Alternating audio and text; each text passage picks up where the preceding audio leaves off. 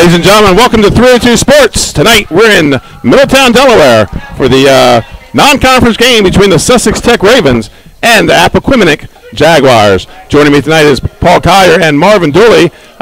First, what you have on the field right now is the Sussex Tech marching band, so we're going to let you watch them for a little while we break down this game. And start off with Paul and Marvin. Another one of these Blue Hen Conference Flight A, Henlopen North, two of the better divisions, conferences in the state. Marvin, talk a little bit about all of a sudden we're starting to see these games.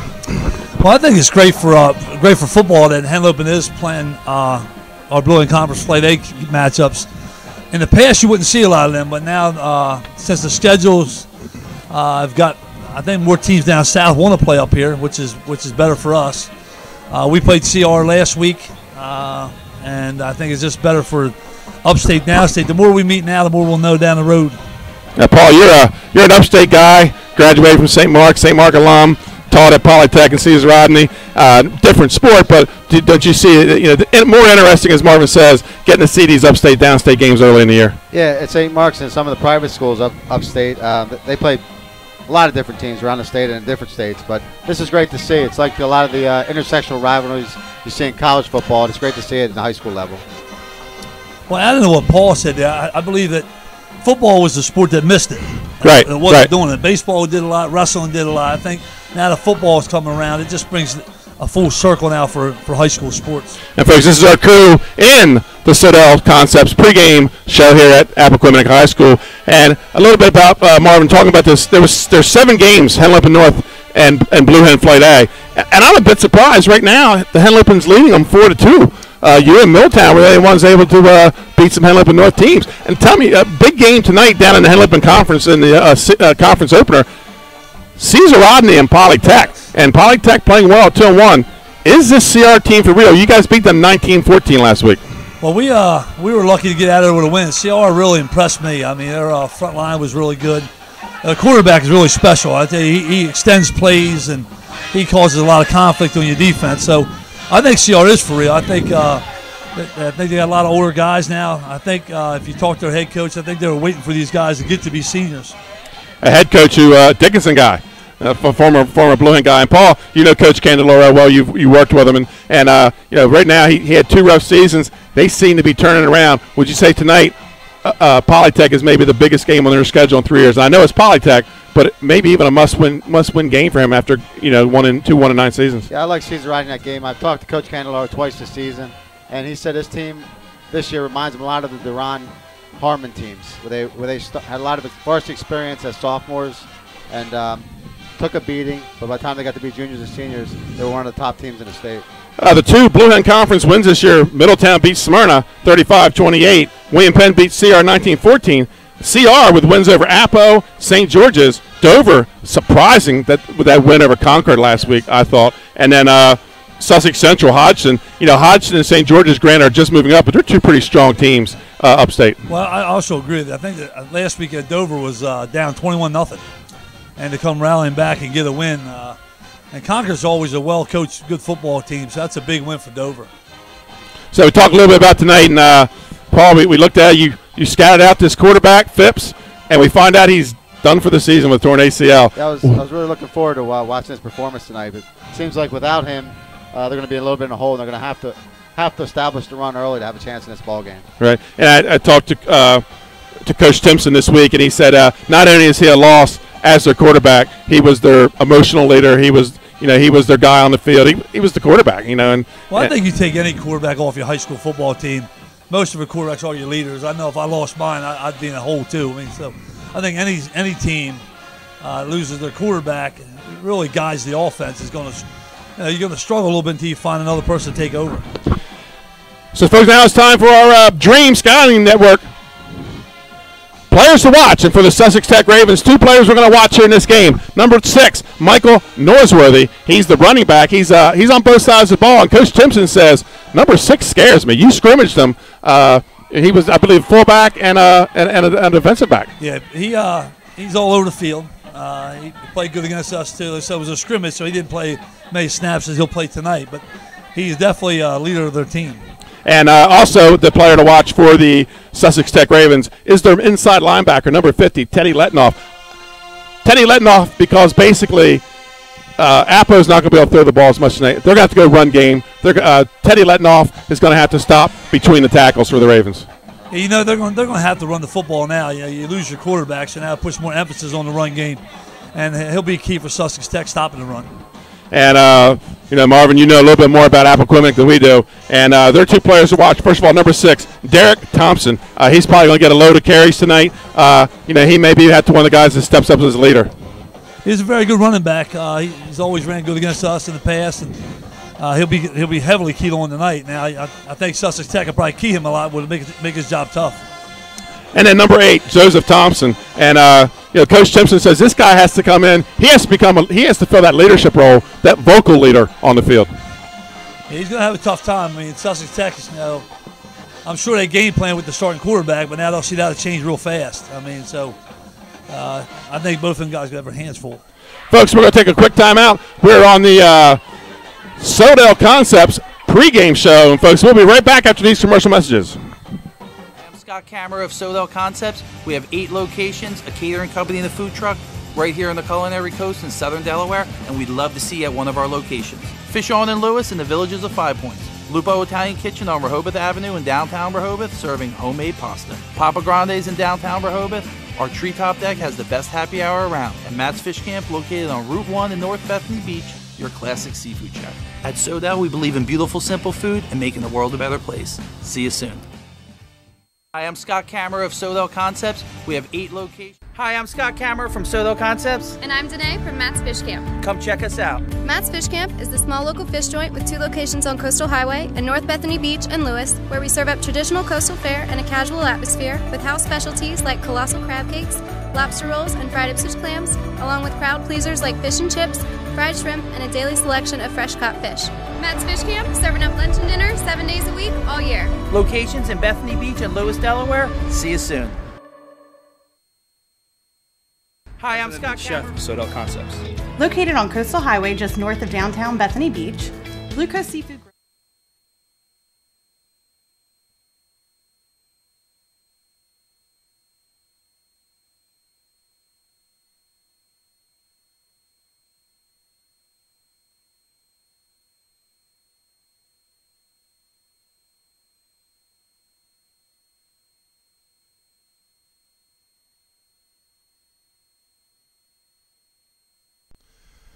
Okay, folks, welcome to Week 4 of 302 Sports Pigskin Picks. Last week, worst pick, I was 10-3 last week, makes me 28-11 on the year. Worst pick last week, or best pick last week, was taking Polytech over Milford. I took that game 14-10. Polytech wins at 16-7. Worst pick, taking Concord over Dover. I picked Concord to double them up, 28-14. Dover gets their first win of the season, and they win 28-27. So 28-11 going into Week 4. So let's start right off with the Thursday night game that we're going to have, Trey. 7 o'clock kickoff. 1-2 Sussex Tech headed to 1-2 Appoquinimink. The Ravens struggled in the first 2 weeks of the season, struggling on offense. Only scored 10 points. Last weekend, they dropped 60 on Mount Pleasant. Appo, on the other hand, has losses in close games this year to Cesar Rodney and St. George's. The Jaguars' defense is going to have to step up, but I'm going to take the Ravens on the road, 28-14. Yeah, I think this is going to be a great matchup. 2 mid-of-the-pack teams representing their divisions. I think they're going to put points on the board, or they might keep points off the board depending if the defense shows up. But I think Tech gets the job done. Upstate, downstate game. It is the opening week of Henlopen Conference play in the North and South, but Lake Forest will be playing a non-conference game here, 7 o'clock kickoff up at Caravel. 2 1-2 teams who could be looking at must-win games the rest of the way down the road with a loss here. I like Caravel at home, 35, Lake Forest 7. Yeah, Caravel gave up 3 touchdowns last week, but that was to a good Sussex Central team. I don't see the same thing happening this week. I think Caravel gets the job done. Southern Division games this week, 7 o'clock kickoff. The 2-0 Seaford Blue Jays against the 1-2 Milford Buccaneers. The Blue Jays are off to their first 2-0 start since 2013. The Bucs, who have lost 2 close games, could very well be 3-0 this year. Milford gets it done in Week 3, 1 week ahead of the big game of Laurel. Milford 24, Seaford 6. Well, it is good to see Seaford, having a good start to their season after a few years. But Milford's offense is going to start rolling sooner rather than later. I think it happens in this game. Another 7 o'clock kickoff. The Delmar Wildcats. They look to be the most consistent team between these two. Indian River 1-2, Delmar 2-1. Indian River surprised the entire state in Week 1 with their win over Glasgow on the Kickoff Classic, but they have sputtered since then in consecutive weeks. Delmar starts their march for a return to the state tournament in Dagsboro this week. Delmar 35, Indian River 14.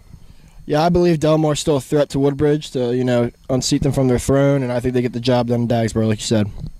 And our last Henlopen South game, 7 o'clock kickoff, Laurel and Woodbridge. And Laurel came very close to spoiling Woodbridge's dream season last year.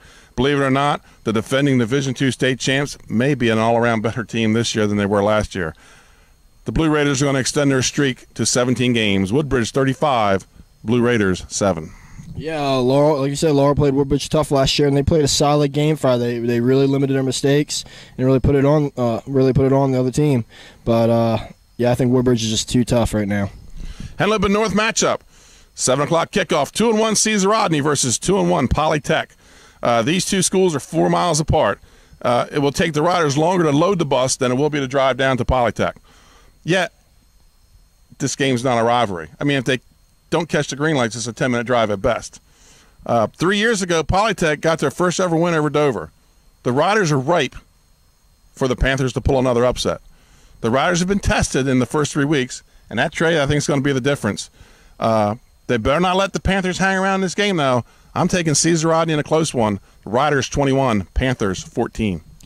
Yeah, if Polytech gets the upset here, which they're very capable of doing, you could call it a rivalry, but I think the Riders have been a little more tested. Not to take anything away from Polytech, but I think the Riders get it done. They've had some big games already in this early year. 3-0 Sussex Central versus 1-2 Dover, another 7 o'clock kickoff. Dover seems to save their best games for Sussex Central year in and year out, and they will bring it again Friday night. But the Golden Knights seem to be on a mission. They are improving each week, and they come into 3-0. Dover is going to provide them with a test, but Sussex Central is going to lead the state capital 4-0. Sussex Central 28 in a close one over Dover 27. Yeah, Sussex Central can't overlook this week, as we know Dover can score. I think they've consistently gotten in the 20s every game. For that Sussex Central defense before they go into Smyrna, and they can't overlook this game, but I do think they're going to grind another one out and get the win. And our statewide 302 Sports Spotlight game of the week again this week will be in the Henlopen Conference with a Henlopen Conference team, and it's going to be a Northern Division matchup between the 2-1 Cape Henlopen Vikings and the 1-2 Smyrna Eagles. Both teams are coming in off big wins over out-of-state opponents. The Vikings bring a potent running game and are going to have to put points on the board. Cape is the last team to give the Eagles a conference loss. But I don't see Smyrna blinking in this game, and they're keeping their sights on that three-peat they want to get. I'm taking the Smyrna Eagles 35, Cape Henlopen Vikings 21 in our game of the week. Yeah, besides CR Polytech, this is the only game I see that could provide us with an upset. But like you said, I don't think Smyrna's ready to get off those train tracks yet. They want that three-peat, and I think they get the job done here. So, folks, we'll be in Thursday night. We're going to be in Appoquinimink. Myself and Paul Cotter will be calling the game when Sussex Tech Ravens take on the Appoquinimink Jaguars. Nice Flight A, Henlopen Conference North matchup. And then Friday night, we got the statewide Spotlight game of the week when Cape Henlopen travels to Smyrna. And I know a lot of people think Smyrna's down. And the Cape Henlopen Vikings with 2 big wins so far this year, and they hold off northeast of Maryland last week after taking a big lead. So join us. 6:30 press box show both nights, 7 o'clock kickoff, 302 Sports. We'll see you there.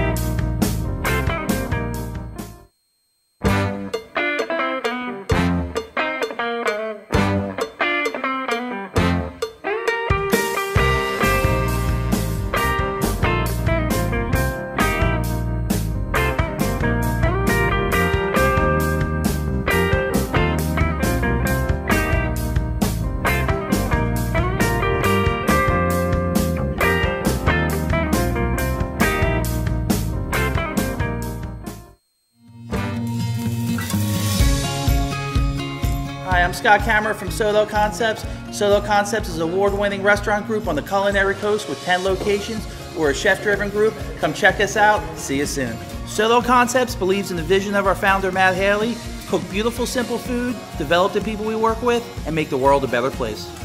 Soto Concepts on the culinary coast with 10 locations from Lewis, Delaware to Fenwick Island. Come check us out.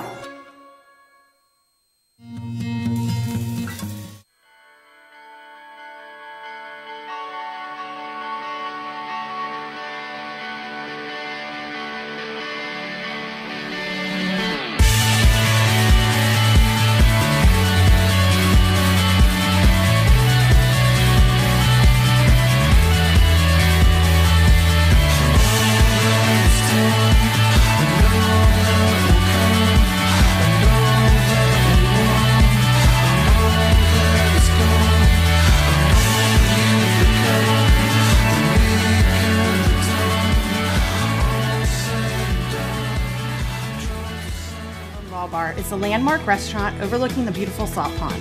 Some house specialties include fried baby lobster tails, baked oysters, seafood stew, lobster cavatappi, and of course, daily selections of fresh fish and raw oysters. That's Blue Coast Seafood Grill and Raw Bar in Bethany Beach. Come check us out. Hi, I'm Shannon Colburn, General Manager of Blue Coast Seafood. And welcome back, ladies and gentlemen, to Appoquinimink High School. Benny Mitchell here with Marvin Dooley and Paul Kyer. On the camera tonight, Trey Mitchell. And, folks, we don't have our usual Barclays Heating and Air out-of-town scoreboard because we're the only show in town. So they will be sponsoring our scoreboard tonight. Barclays Heating and Air from Smyrna, Delaware, sponsoring tonight's scoreboard. The Turf Report. Folks, 70 degrees out right now. Very strong wind, 15 to 18 miles an hour blowing from our right to our left, and we're playing on artificial turf. And Marvin, I know you play on that thick grass up there in Newcastle. Tell us how much faster this field is. Definitely playing on turf faster. It's better for your. I think it's better for your athletes as far as your skill guys. I think your linemen would rather play on grass. And our keys to the game for the Appoquinimink Jaguars. Number one, shake off the pass. Shake off those 2 losses this year. How important is that, Marvin, going into this game, just to forget about that? Well, you got to play 1 week at a time. I told our kids we started out 0-2 ourselves. It's a marathon, not a sprint. So just play week to week. At the end of the year, let it all shake out.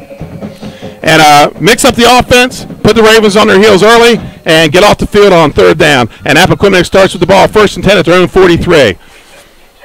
For the Sussex Tech Ravens, keys to the game: establish the run. Don't allow the big plays on defense.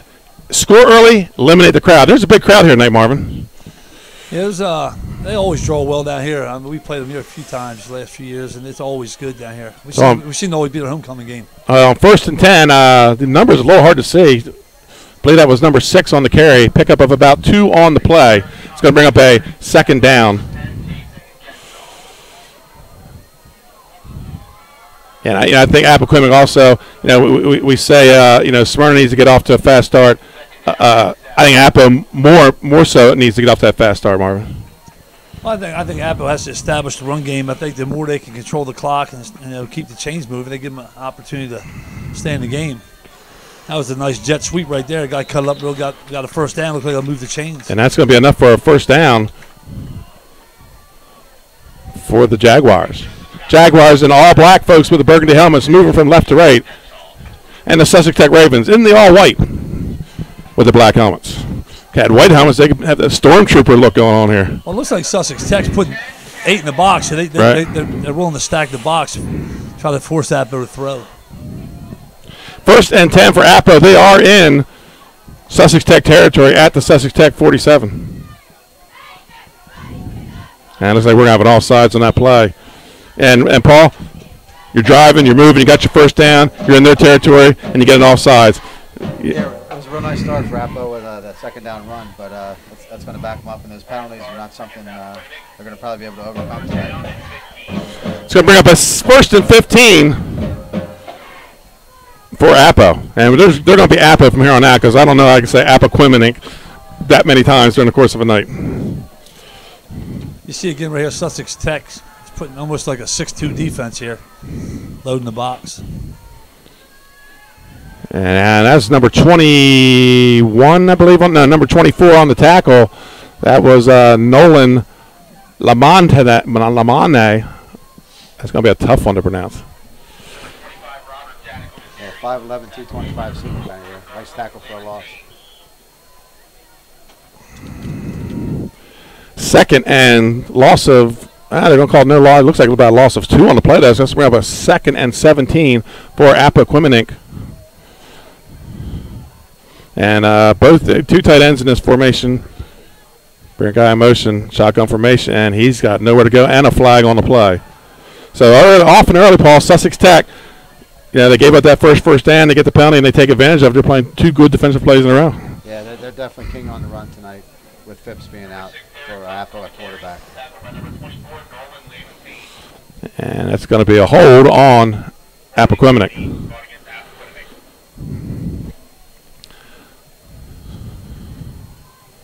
So let's see where they spot the ball. It's going to be a 2nd down.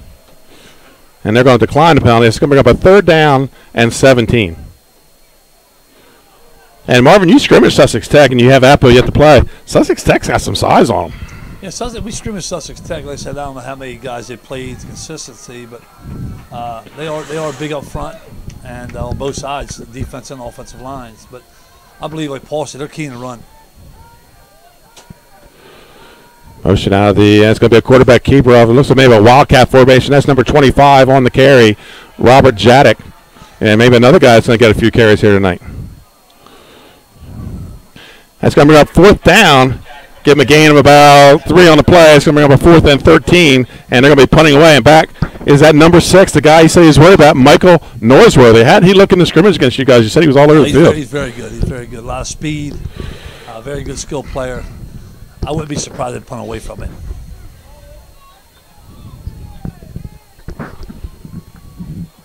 And Jaguars in pump formation. Late player coming onto the field late. Marvin, is that the one thing that drives you crazy as head coach, is the 11th guy not getting on the field? Well, it's very frustrating because usually if you got to waste a timeout, and then timeouts become valuable. And he's going to shank that kick. At the end of a half. Oh, wow, he's going to be a loss on the kick. They got to fall all over it. And that's going to bring up a 1st and 10. I imagine Sussex Tech declines this penalty. It must have to do with the player coming on the field late.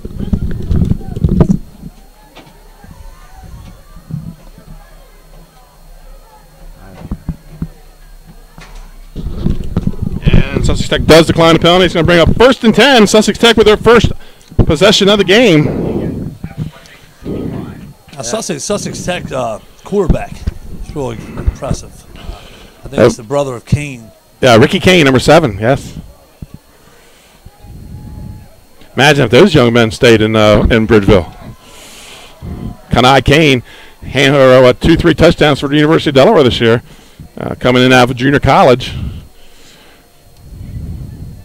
And here come the Tech Ravens, pistol formation. And there's Noseworthy deep motion. It's going to be hand off to the fullback, number 15 on the carry, Jamil Smalls, and he's going to have a pickup of about 1 on the play, bring up a 2nd and 9. So a little bit of pistol option coming out here with the Sussex Tech Ravens. Yeah, Sussex Tech, they'll run a lot of motion, misdirection stuff, and the quarterback will pull. He'll get you started, and he'll pull the ball here and there. 2nd and 9 for the Ravens, and that's going to be a handoff to number 15. Small, again, carry, gain of about 1 on the play. It's going to bring up a 3rd and 8. So Sussex Tech twice pounding the fullback over the middle and maybe a yard. It's going to bring up a 3rd and 8. Haven't seen in the stats where Sussex Tech has thrown the ball a lot the first 3 games this season. I know they played a tough game against Milford. They didn't score, so you know they had a struggle offensively in that game. I haven't seen any film or anything, but when you don't score, you assume that you struggled. Milford, first 2 games of the season, both games decided by field goals. Second game, them and DMA both kicked 2 field goals in the last 40-some seconds. How often does that happen in high school football? You don't see much. Pistol formation, motion coming to the near side, and there's going to be an option. Pitches out to number 2. He's going to fumble it, and he's going to go out of bounds at 50. Loss of about 3. Paul, option 3rd and 8. Yeah, they're trying to catch Jaguars off guard there, but they were three men pursuing that pitch. So that's good. Gang tackling by the Jaguars. That's going to bring up a 4th and 13 for the Sussex Tech Ravens, and on the punt, that looks like number 10, Jason Genshaw. Well, with the first 2 series, I think field position is a lot to do with it. The defense is going to play this well. I think field position is really going to be key.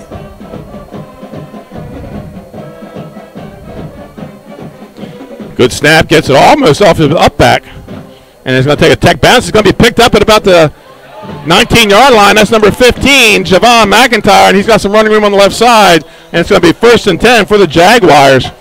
So both teams hold on the first possession, Paul, and we talked about how it was both teams have to establish the run, and we thought they needed to score early, and neither does it yet. Yeah, I thought this would be a tightly contested ball game. And it seems like points are going to be at a premium in this game also, Coach Dooley. Yeah, I do believe it. I mean, the first 2 series, anyway, it looked like both of them struggled to move the football, but could be a feeling out period too. So we'll see how consistent is here. But another thing that hurts you, there's another penalty. Another holding penalty.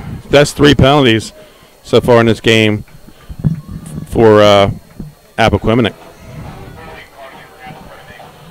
I know as a coach, them penalties, they're frustrating. You can't count for them, so you go into a game, turnovers and penalties, you just don't count for them. When you get them, they had pretty good field position. Now they're back at the 20. So it just gets you in the hole every time.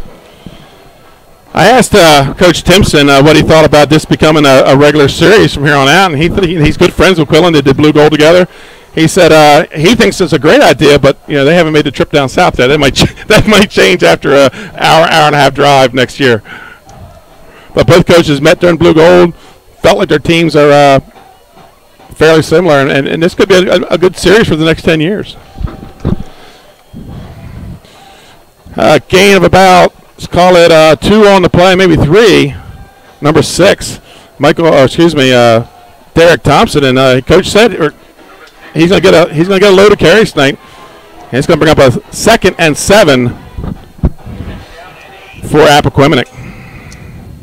That time Sussex Tech was in the 4-4, but then their linebackers are real tight, so it's a tight 4-4. Appo looking to spread it out. That's the Wildcat formation. That's number 25. Robert Jadek on the carry. He goes nowhere. I believe head coach Quillen calls the defense for the Ravens. Am I correct? Yes.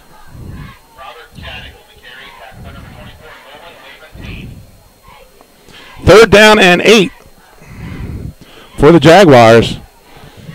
And Marvin looks like a little bit trying to spread them out and then try to fight and try to run through the gaps. Well, I think Appo's trying to find some offense. Now you lose your quarterback, so your identity's different. So they tried a little bit of wildcat here. They did the jet. So I think they're just trying to find out what they can execute, and I think you'll see more of it. 3rd and 8 for the Jaguars. They're at their own 24-yard line. And it's going to be the fake to the fullback counter, dropped on the ground. And as a mad scramble, Sussex Tech says they have it. I believe the referee agrees with them. And now fumble, turnover inside the 30, Paul Kyer. I mean, Jaguars just shooting themselves in the foot. Penalties pushing back, and now a fumble deep in their own territory. Yeah, penalties, mistakes are going to be difficult to overcome. Look like a bad exchange there between Thompson and the sophomore quarterback, Estes. But that's to the Ravens' benefit here, Benny. And Marv, you're a wing T guy. You got a new quarterback in. Counter that early in the game could be a little tricky for a young sophomore. Yeah, counters are all about timing. So I mean, I don't know how many reps he took this week, but counters are about timing, and it's not just the quarterback. The running back has to time it up too. So I mean, I'm sure Tippin he's worked it this week. So I'm assuming that he thought it was going to work. Here come the Ravens, 1st and 10, and we're going to have a whistle on the play. Yeah, that's usually a false start that early in the play, and that's what it's going to be, a dead ball. False start on the Ravens. Now the Ravens go back 5, so it's going to be a 1st and 15. Last week we did Law in Washington. We had our first half with 1 penalty the whole game, and already we're 5 minutes in, and we've seen 4 or 5 penalties between the two teams. Yeah, penalties they set you back. I mean, you go, it changes your whole play calling. I mean, puts you in different situations. And especially if you get the 3rd down and get one, all of a sudden you're against the sticks. I mean, right now it's still a 1st down, so you still got a chance to make this yardage up. 1st and 15 for the Ravens. Pistol formation with Kane at the quarterback. Motion coming away from us. Kane's going to roll out. Nobody open. Evades a tackler. Turns it up. Runs about the original. Oh, and smacked right at the right about the original line of scrimmage. It looked like 21 Isaiah Hughes with the big pop there on Kane. Right. He was hitting. He was spinning. He was looking for that extra yardage, and he took a heck of a pop right there at about the 30-yard line. Excuse me, 20-yard line. 2nd and 10 for the Ravens, and they're in the red zone. I wouldn't be surprised to see a play action pass. They've run.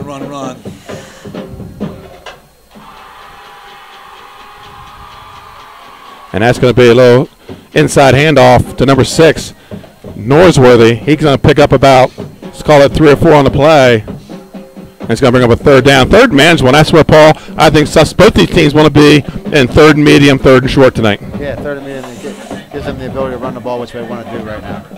3rd and 5. I think another thing about right now is that you're probably 2-down territory, so you look at 2 downs to make this yardage. And Tech has a kicker, so. And that changes your play calling, too. You know if you think you're going to go 2 downs instead of 1. 3rd and 4 for the Ravens. Pistol formation, slots to both sides, and that's a handoff to number 15 up the middle, Small. And he's going to carry it down inside the 15 to about the 14-yard line.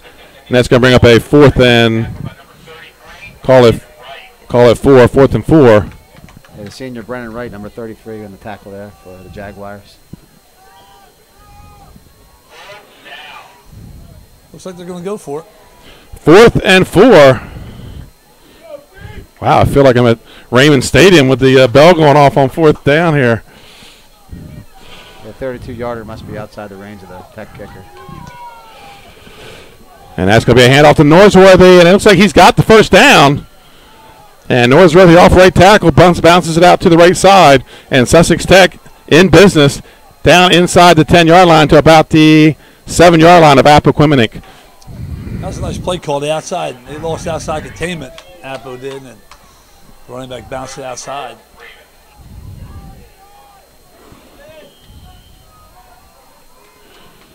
Again, handoff to Norsworthy. Finds his way through the hole up inside the 5-yard line. It's going to bring up a 2nd and goal.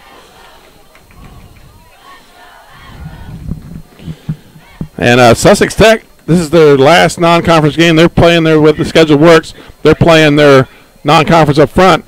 And then they go on a 6-game stretch of Henlopen North, where I think it's a little tougher. I think mentally, what do you think, Marvin? Well, I've always been a fan of playing non-conference first, and because I think the conference games are so much at stake when you play them. If you're trying to win the conference championship, it gives you a chance to iron things out. Now we weren't lucky to do that either our schedule, but if you could play your non-conference up front, I believe it helps you in your conference play. Norsworthy wrapped up, and no gain on the play. I talked to J.D. Maul about this a couple of years ago, and he said playing in the Henlopen North, and I think now the Blue Hen Conference play is going to be like that. He says he compared it to the SEC, where you're just in a battle every weekend in the Henlopen North. And now I think you guys are going to see that a little more now. I think our conference now is in football, it could be the best conference in football. With Hodson coming up in St. George, if they stay the way they've been in the past. Kane rolls out to the right, turns it up, cuts on the inside, and touchdown for Ricky Kane. And the Ravens, they go up 6-0. So just like you called, Kane showing pass and pulled it down and ran it for a touchdown. Yeah, Kane's a very good athlete for one. He can run or throw it, so eventually I know he will pull it. I think they want the ball in his hands too. I think that's half the game plan is to keep it in his hands. So I'm pretty sure Mitchell gives him a lot of options where he can pull or let it go. And looks like the Ravens are going to go for 2 here. In their pistol formation, they lead 6-0. They strike first. And it's going to be Kane. Fakes the handoff, goes to the left side, looking for some running room, and he's got it. Extra point is good for Ricky Kane. We're going to take a commercial timeout. Fox, your score. The Sussex Tech Ravens 8. To the Appoquinimink Jaguars 0. Grill in Bethany Beach. And I'm Douglas Ruley, Vice President and Chef of Sodell Concepts. Located on Coastal Highway just north of downtown Bethany Beach, Blue Coast Seafood Grill and Raw Bar is a landmark restaurant overlooking the beautiful salt. You want to call Some house specialties include fried baby lobster tails, I can't see. the black jerseys are so black I can't see their numbers. So if you'll do deep, I mean, if I can just have to do one, I don't have to look back and forth. Come check us out. I'm I'm just glad you got that. Hi, I'm Shannon Colburn, General Manager of Blue Coast Okay, we're coming back. in Bethany Beach. And I'm Douglas Ruley, Vice President and Chef of Sodell Concepts. Located on Coastal Highway. And welcome back to Middletown, folks. Sussex Tech takes the lead. They strike first. 8-0 with a 2-point conversion. Kane doing double duty there.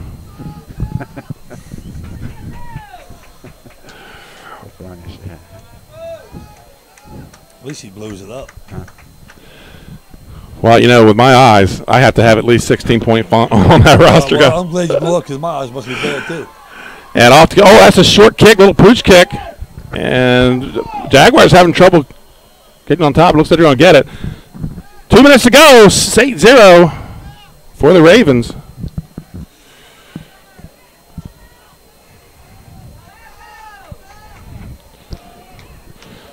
Number 40 in that pooch kick, Joseph Marquez. So here comes Appoquinimink. If they can just eliminate the penalties, it seems like after every penalty they get a loss or no gain, and they just can't get themselves going right now. But it's 8-0. Appo on offense. And they're going to spread him with a slot right. Shotgun formation here.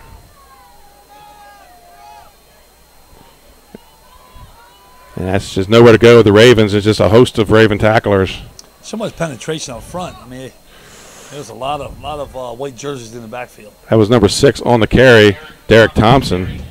Loss of 3 on the play brings up a 2nd and 13. And Lang and Scheimer, the big defensive tackles for Sussex Tech, they're tough to move out of there, 74 and 79. 2nd and 13 for the Jaguars. 2 backs in the backfield with the quarterback and looking for the quick. See, there are the plays right there. That when they stack the box on you, them plays there, that's an extension of your run game. And so there's really a pitch and catch. It usually should be like a 4 or 5 yard gain if you break a tackle. It's more, but that's what you have to do right there to get them out of the box. Right. And it was a good pass. It was just a drop ball. It's going to bring up a 3rd and 12 for the Jaguars. And a quarterback number 13, Jaden Estes, brings the play in from the sidelines. I would say, you know, Paul, with Tech scoring first now, he wants to go more huddle and maybe slow this game down a little bit and try to keep it close to the end, try to hang around. And that's going to be handled. Oh, big hole up the middle, but the quarterback keeps it. That was number 5 on the carry, Cameron Bernardo. Maybe we should have gone fullback on that one because he had a big hole in there. They faked us out. That kid was running so free. Luckily for Sussex Tech, the defense showed good discipline. And gain of 2 on the play. It's going to bring up a 4th and 10 for Appo. And looks like they're going to go for it, and we're going to get a timeout. Timeout, Appo. Folks, we're going to take one with them. We'll be right back. Your score is Sussex Tech 8, Appoquinimink 0. Appo call that time.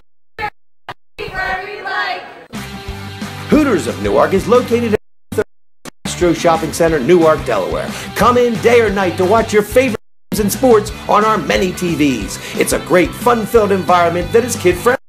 Our craveable food menu has all the appetizers, burgers, salads, tacos, food, you name it, as well as our world-famous Hooters wings, which are the official wings of sports.com. Welcome to Hooters. Have a seat wherever you like. Hooters of Newark is located at... Welcome back to Appoquinimink High School in Middletown, Delaware.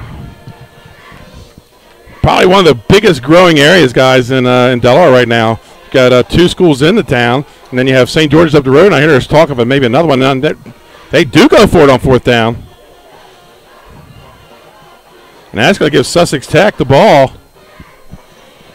I have no idea what was thought process that was. And that was even coming in off the timeout. It's early in the game. I mean, you got to think right now, I can punt the ball, hold and get the ball back. Has to be some thought there by coach, but I have 1st and 10 for the Ravens, and they're back in business on the Ravens have had great field position the entire game. So here they go, their 3rd possession of the game. They lead 8-0, and they're going to take over. 1st and 10 at the 37-yard line of Appoquinimink with 41 seconds left to play in the first quarter. They may have went for it because the last punt they actually was a minus. That's right. It was a loss. I don't know That's correct. if the punter's out. I wonder if the quarterback was their punter. There was a lot of backfill on that first punt. And pulls out the fake jet sweep, fakes the pitch, turns it up inside, and he's going to be close to the first down. Better make some adjustments and have somebody spy Kane. This is going to be a long I tell you what, if I'm Coach Quillen, I'm going to have Ricky Kane tell him to put that football away. He's going to find the turf. Savian Field, number 11, made the tackle for Appo. They may want to put him as a spy maybe on Kane. Well, that's what I was thinking, Paul. Same thing. I think after a while, he's going to get it. I'd have somebody that's assigned to him personally.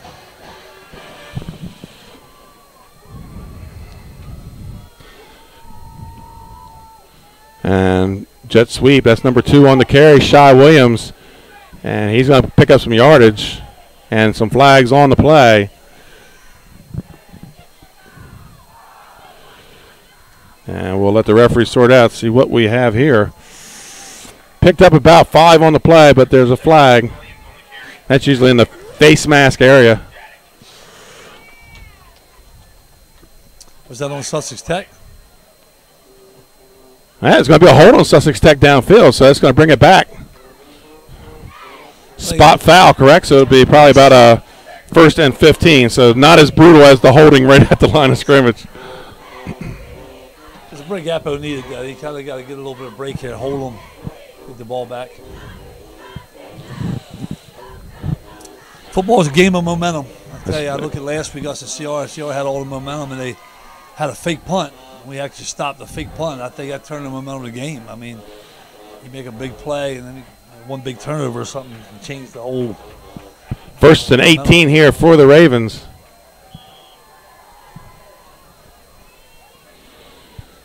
And motion coming to the near side.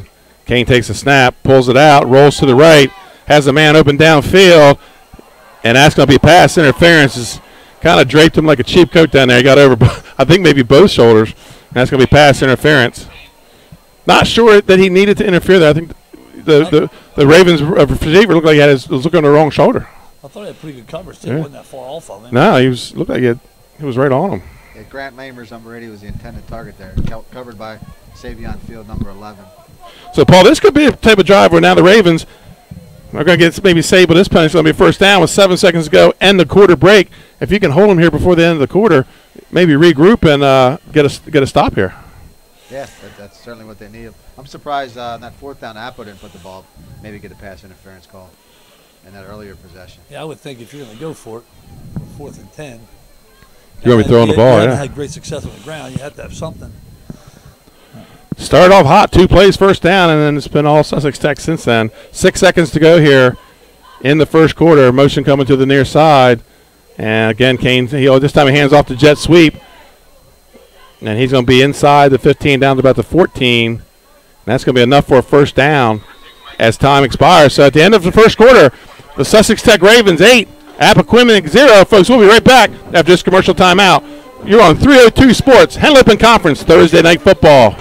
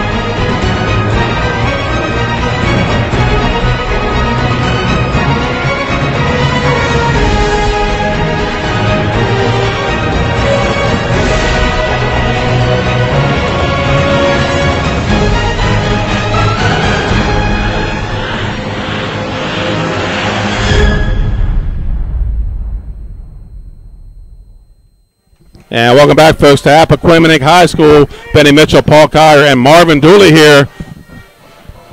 Second quarter action. You got Marvin? Benny's. And the Ravens in business. 1st and 10 at the 14-yard line. And that's a handoff to number 15, Small.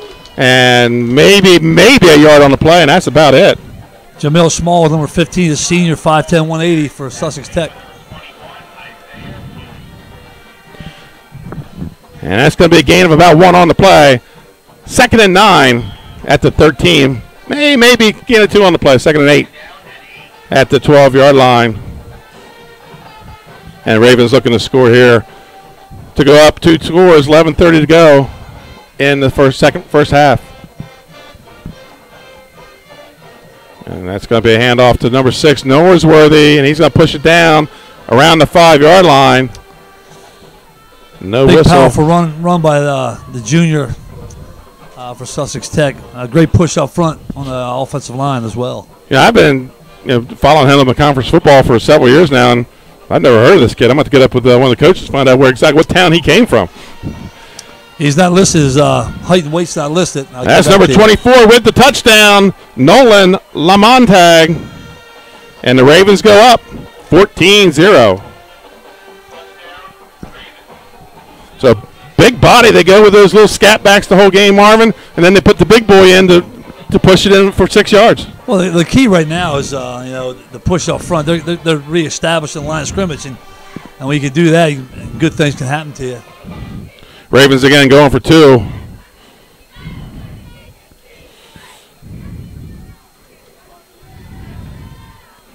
And that's going to be Norsworthy, and he's in. Extra point is good for the Ravens. That's 16-0. Folks, we'll be right back after this timeout. Your score, Sussex Tech 16, Appoquinimink 0. Unique Image opened for business in Wilmington, Delaware in 1979 with one focus, wowing our customers with great products and even greater customer service. 30 years later, we are still doing exactly that. Whether you're looking for tools to promote your business, gifts for your employees or clients, or planning a special event. From Soto Concepts. And I'm Ronnie Burkle from Papa Grande's. Come visit us at Papa Grande's in beautiful Fenwick Island, Delaware. See you soon. At Papa Grande's, we serve fresh, authentic Mexican food with specialties like blackened fish tacos and short rib cheesesteak burritos. We have great nightly specials throughout the second season and serve the best happy hour at the coolest bar every day year-round. We are open 7 days a week, all year long. Papa Grande's overlooking the water in beautiful Fenwick Island, Delaware. Come check us out. Hi, I'm Scott Kammerer from Soto Concepts. And welcome back, folks, to Middletown, Delaware, Appoquinimink, and Sussex Tech. And Marvin, we saw a lot of upstate, downstate, at least in the 2 public school conferences. Not as much in Division II. Do you think that's because Division I is so small with only 17, 18 teams in Division I? Yeah, I do. I definitely agree with that, Benny. I think I think there's a big parity now with Division I being so low compared to Division II, and it does make a difference. And there's a squib kick, bounces high, and Jaguars picked up by number 1, Avery Richardson, and he's just got nowhere to go. Picked up, turned around, looked for a block, and saw a bunch of white jerseys. Okay, good coverage on that kick by Noah Wharton, number 33 for Sussex Tech. Appoquinimink going to take over. 1st and 10 at their own 28-yard line. Appo needs to get a little bit of, I believe, a couple first down, get some momentum back on their side. I think if they guys, if they can just eliminate the penalty, they started all hot, but now that they're picking up the penalties and unable just to get the momentum back. Motion coming to the near side, and that's going to be the jet sweep with number 5, Cameron Bernardo. And Ravens, they're setting the edge and stretching things out, guys. They're setting 9 in the box right now, so it's going to be tough to run. I mean, yeah, but he's got to start opening up some holes up and get the ball to Derek Thompson. He's their leading rusher. Well, they're going to they got to get him going. They're going to have to throw a little bit. They're going to have to throw a little bit, take that 8-man out of the box. Maybe it's something simple as a pop pass or something over the middle. I thought last time they had the right idea. They threw the ball out on the flat. Of course, the ball was dropped. I think they're the passes that gets that 8-man box out of there. Gain of 1 on the play. It's going to bring up a 2nd and 9. Motion going away to the far side. It's going to be a handoff to Jadek, and he's going to have and we're going to have a penalty flag. It's probably going to be the motion man turning up too soon as it came from that far line judge. And there it is, again, a gain of 2. Now you're sitting at a 3rd and 6, maybe 3rd and 7, and now you're going back 5 yards. The penalties are drive killers. I mean, you can any coach will tell you. I told my guys that I'd rather see a gain 1 yard than hold lose 10. So But holding calls and false starts and stuff are all just kill drives. Sounds like we've got a battle of the bands going on here tonight with the Sussex Tech band and Appoquinimink band. Something, Marvin, I know when we cover some Division II games, you don't see a whole lot of high school bands upstate anymore. Well, bands are small. I know. When I was in high school, our band, William Penn, was giant. We just lost numbers. I mean, just like any other sport, I guess they're losing numbers. I mean, bands downstate seem to be full. Thompson able to elude the tackler. Gets it back up to about the gain of 1 maybe. He was trapped in the backfield. Going to bring up a 2nd and 14 for Appo. Appo, I guess one of the newer schools here in Delaware, at least public school-wise. Yeah, it's beautiful, beautiful school. It's 3rd and 14 for the Jaguars. And that's going to be a rollout looking to pass. Number 5, Cameron Bernardo, just nowhere to go. He's sacked. And it's going to be another punt for the Jaguars. Cameron Johnson, a senior from Tech, on the tackle there, nearly stripping the ball from Bernardo. 4th and 17 for the Jaguars. On the punt, number 18. And I don't have an 18 on the roster. And right now the Ravens not putting anybody too far back. Only 20 yards off the ball. And he gets into this one. Floater end over end. That's going to be taken by Norsworth. They hit right away. It loses a tackler. Now he's up the middle of the field. Breaks another tackle and finally going to be brought down. Number 25 on the tackle, Jadek. And a flag, late flag at the end of the play. But Norsworth took a huge hit and was able to elude him and breaks 2 more tackles down the field. And we'll see what this penalty here is at the end of the play. That was Joe Scott Thomas with the initial hit, but unable to wrap up Norsworth. Big hit. They both bounced backwards, but Norsworth able to keep his feet. And we're going to get the call from the official. And it's going to be a hold on the Ravens, so that's going to push it back closer to midfield. And things don't get any easier for the Jaguars. They're playing a tough middle-of-the-pack and Lippin Conference team in Sussex Tech. That offense has had trouble getting going early this season, dropping 10 on Sally's, but then opening up last week on Mount Pleasant with 60 points. But Appo comes out of this one. They go across town to play Middletown. So things are not going to get easier for Appo. They're going to have to step it up in this game to get something positive going into next week with their big Blue Hen Conference Flight A opener. 1st and 10 for the Ravens at the Appo 46. That's Norsworthy off the left side, and he's going to pick up about 8 on the play, bring up a 2nd and 2. I'll give Benny. They're just reestablishing the line of scrimmage right now. They're really going to have a time unless they can fix that. And Paul, watching the defense, like Marvin said, they're establishing the line.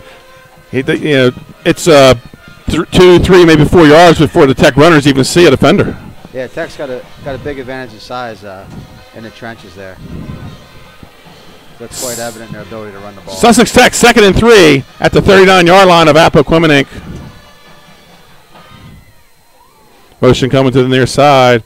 Kane takes the handoff, pulls it out from the fullback, has a man down the sideline. That's number 1, Ray Teagle. He goes, going to be incomplete. Can't handle it as he goes out of bounds. Bring up 3rd and 3. Paul, I like the selection there. 2nd and short, and he gets his man open, just can't hang on. I like the pass play down the sideline. On that play in warm-ups very effectively. That was a nice coverage, though, by Jeffrey Broughton. He got beat initially, was able to recover and strip that ball out before it was a reception. 3rd and 3 for the Ravens, still 3rd and manageable. That's I believe, Benny. I believe that's what you get 3rd or 2nd short. There's time to take him shots. Sure. And, actually, like I think Paul just said, it was actually a guy got beat, but then made up the coverage. And that's going to be the breaks a tackle. That's a touchdown-saving tackle by number 26, Jeffrey Broughton. But that's going to be a 1st down for the Ravens with number 24 on the carry. I hope I'm getting his name right. Nolan LaMontagne. Nolan LaMontagne. Jeez, I got to get the brown guy to pronounce these names. I think think that's French. You weren't an English major there, were you? I was. Foreign language? I think that's a French pronunciation.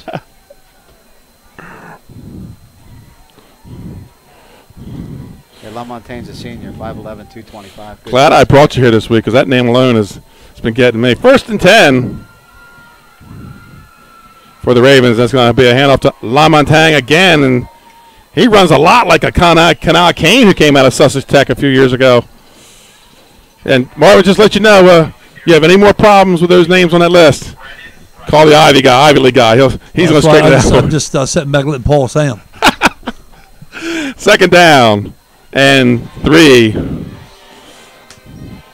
for the Ravens. And they're up 16-0 and looking to punch another one in and maybe put this one to sleep before halftime if they can get a 3-touchdown lead. And it's going to be a handoff to Lamontagne again. Gets the corner, trucks a guy inside the 15 to the 14. And that's going to be a 1st down for the Ravens. And first time I've got to see you in person, Paul, while we got this 1st down. I want to congratulate you on the birth of your 2nd child. And I want to thank your wife, Maria, for allowing you out of diaper duty tonight to come out here and call this ball game with us. Paul Kyer just had his birth of his 2nd son over the summer. Lamontagne did a nice job finishing that run off there for the 1st down. 6:15 to go here in the half. 1st and 10 for the Ravens at the 15. Motion coming from the far side, and Kane's under trouble. Fakes out receiver, throws down in the end zone. I think now incomplete. Referee's going to say trapped the referee right on the ball. That's going to bring up a 2nd and 10 from the 15. Great job there, Marvin. Kane showing that pump and gets Thompson in the air and allows him to take a few more steps. That's the key right there. You got the defender to come off his feet. Great athletic play by the quarterback, but defenders are told not to leave your feet. It got him outside the pocket. Don't leave your feet. Get your hands up. Right, Coach? That's what Coach Sable says. 2nd down and 10 from the 15 for the Ravens. Kane fakes the handoff. Pitch to number 20, Jerron Hunt, and he stays on his feet. Picks up about 3 on the play. And Marvin, talking about high school football here in the state of Delaware, you guys took that state title, in 2015, and then Smyrna, not only the first Henley Conference team to go back-to-back, the first ever the Henley Conference has won back-to-back by any 2 teams. Smyrna with back-to-back state titles. What about the rise of the Henley North in the state of Delaware Division I? Well, it's definitely a rise. I mean, if you look down, I think the advantage that they have down there right now is they don't have to compete with so many schools. I mean, you look at us, we compete with Sally, St. Mark's, all these Vote Tech schools. Right. Down south is Polytech, and they pull a few from Smyrna, a few from CR. But in reality, they don't have. There's too many schools up north, and it waters down. There's too many people up here. Yes, it waters down the players, and each school gets a few. But like in William Penn back in the day, it was just William Penn, St. Mark's, and Sally's. Right. 4th and 5, and I'll get back to that there in a second. 4th and 5 for the Ravens, and they're going to go for it on 4th down. 4:45 to go here in the half. Kane's going to roll right, and he's going to tuck it and run. He's down inside the 10, inside the 5, near the goal line. Ball's on the ground. And let's see what they're going to call here. Recovered, Benny. I think they did. Number 20 on the recovery there.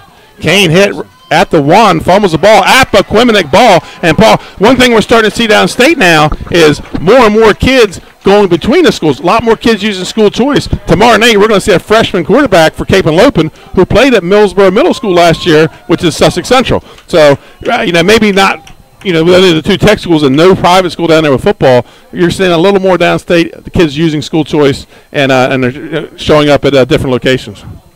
So here, school choice, I think, is in both areas. Absolutely. I think the Vote Tech stuff is more up here. Sure. Well, you have so many of them. Each county downstate has one, and then you have 5 Vote Techs and a ton of charters. 4:35 to play here, and the Jaguars are going to take over 1st and 10 at their own 4-yard line on the fumble recovery. Bad snap. It's on the ground, and that's going to be a safety. Safety. Just when something positive is going for the Jaguars, you get a little bit of a high snap. was just about to say that, but the Tech defense is probably thinking safety here, backed up. Right. That backed up on their Well, own. you know, that's frustrating. We had the same thing. We playing week 2 against Middletown. They had a great drive, Middletown did. We finally had a turnover like the 2-yard line, and then we ran one play and gave them a safety. Right. So all the momentum you had, you gave it right back. I mean, so it's frustrating. Marvin, you've seen Middletown, and I mean, how good are they? They get their revenge on the state championship.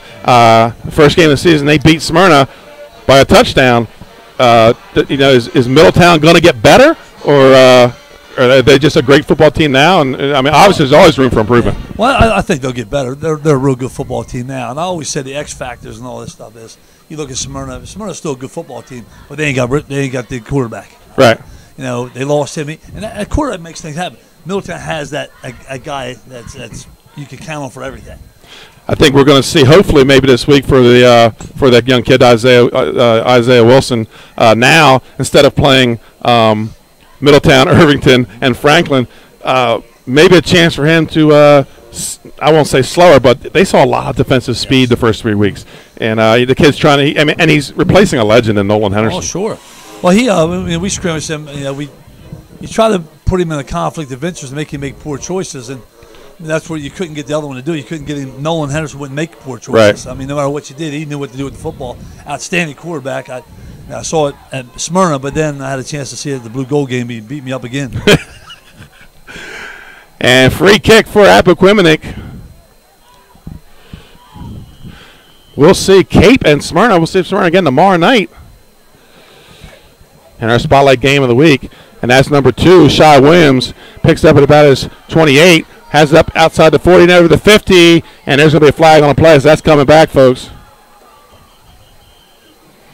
You know, Marvin, when I picked that Franklin-Smyrna game to do, I looked at Franklin losing to Damascus 14-12 in the 3A championship. So I looked at what they had coming back. I said, it's going to be a good game. Yes. And that was a game where, they played Smyrna man-free all night. They just had the athletes to do it. So it's going to be a little interesting to see Smyrna play tomorrow night.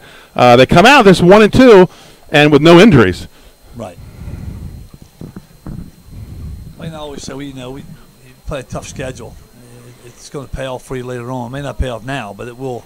And you guys had a rough one to start with. Mergenthaler Tech, out of Baltimore area? Yeah, they were 3-time City League champions, very good speed. I mean, there's good teams. I mean, they're very good.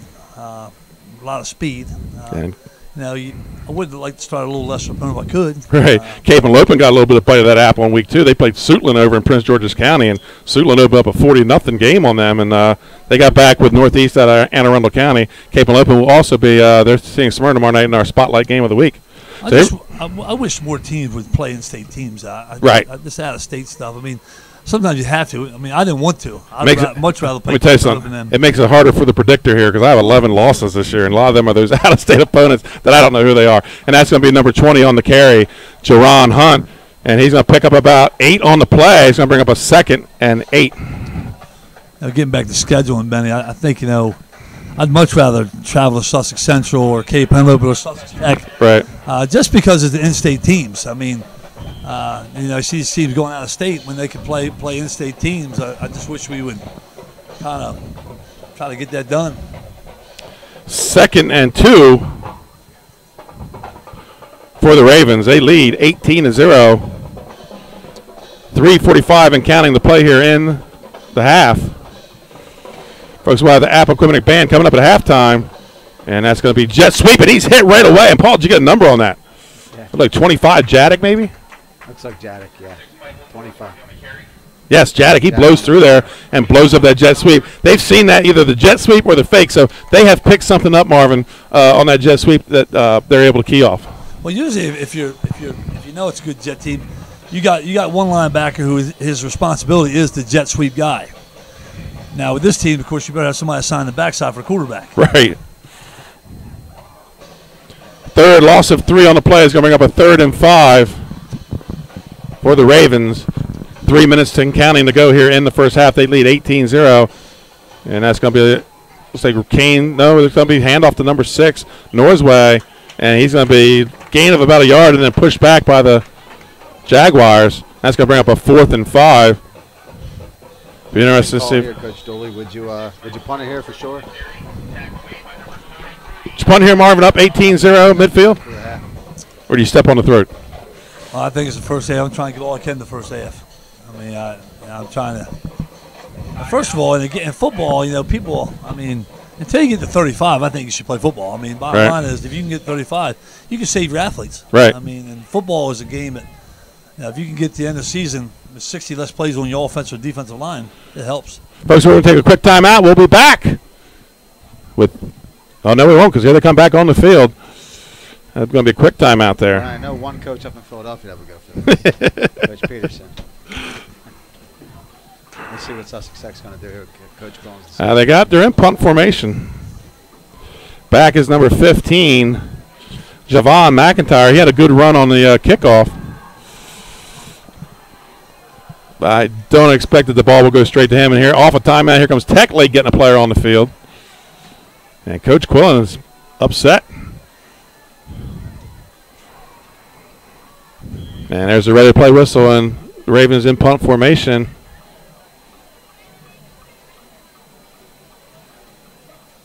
High snap. Number 10, Genshaw's trouble with it. He's going to have to run it. And he's going to get the first down and more as he goes inside the 40. I really don't think that was designed. That was a high snap. Yeah. I think he could have punted. I think he took off. He could have punted it. Since it worked out, it's good. But if it didn't work out, I think Quillen would have been saying something to the young man. Big Teagle, number 1, made a key block there for punter to be able to pick up that first down. That's going to be 1st and 10 for the Ravens at the 30. Must have stepped out of bounds at the 39-yard line of Appoquinimink. And just here it is, another bad break on top of bad break for Appo. So the Ravens with 2:20 to go, looking to punch another one in before the end of the half.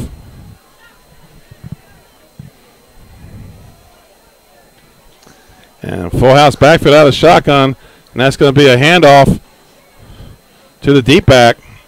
Looks like Lamontagne again. No, that was number 20. Check that.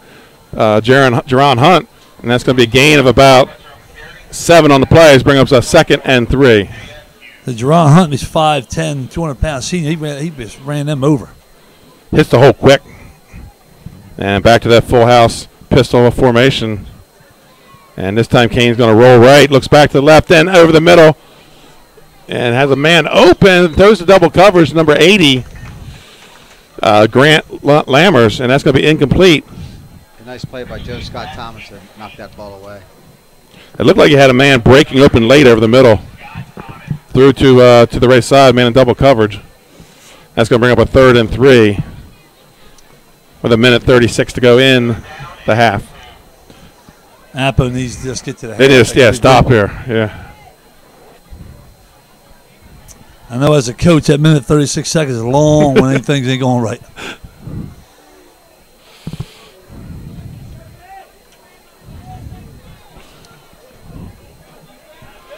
And that's going to be a stuff by the Appoquinimink. Looked like maybe a loss of 1 on the play. So, Marvin, maybe something positive. Obviously, they're going to go for it on 4th down here. Kane on the carry, loss of a yard. It's going to bring about 4th and 4. I know I'd be keying the quarterback now. Somebody definitely spying him on this play. Pistol formation, slot to the left with the receiver out to the right. Kane's going to roll left, and he's under pressure. Number 22. Earl Woodson delivers the wood there, and it's going to be a turnover on down for the Jaguars. And Paul, he just came free off. It looked like maybe a corner blitz or some type of outside blitz. Corner blitz. Did a beautiful job from the blind side. And I don't think Kane knew he was there until he hit him. Kane, now you're trying to roll left with a ready-handed quarterback with that pressure coming on the backside. It's tough to turn and make that throw. You got to know he's there. Somebody's going to scream. Somebody's going to help that guy out. I don't think he saw him until he hit him. Nah, he knew he was there when he knocked on the door.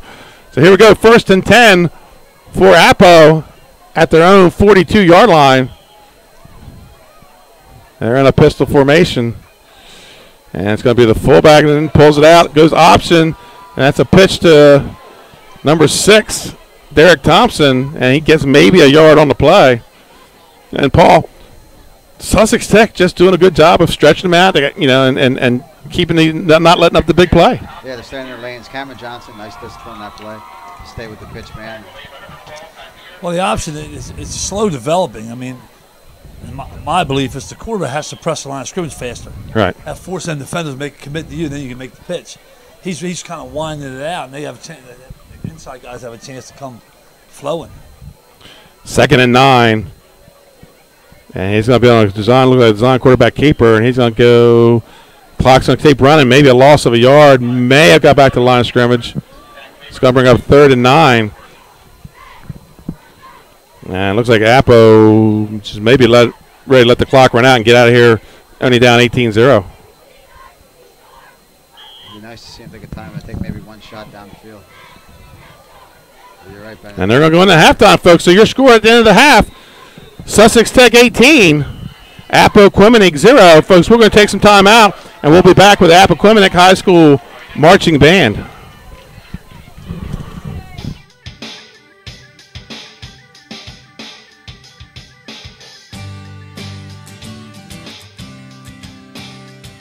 Solo Concepts is the premier restaurant group in Southern Delaware.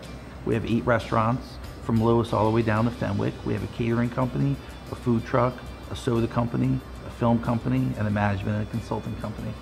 We believe in beautiful, simple food. We like to develop the people we work with, and at the same time we have a little bit of a higher mission, and we're trying to make the world a better place. And we have a group of people that every day wake up and they get after it, and they're all focused on one thing, and they're trying to make a great company, and we're trying to make the Culinary Coast a national focus for the United States as a food destination. I think we've done a really good job of that in the past few years. The daily grind of the restaurant can be very difficult. You're dealing with alcohol, food, and people. Those are 3 highly volatile things. So sometimes it's better to have a little bit of a higher calling, a little bit of a higher purpose, that as a group we're trying to get together, stick together, and be about something. And for us, it kind of gets us through the hard seasons and the hard times that we can rely on each other. We have about 150 full-time year-round employees, and then every season we hire, I think this year we hired about 270 people. So we have 270 seasonal people spread out throughout the whole county.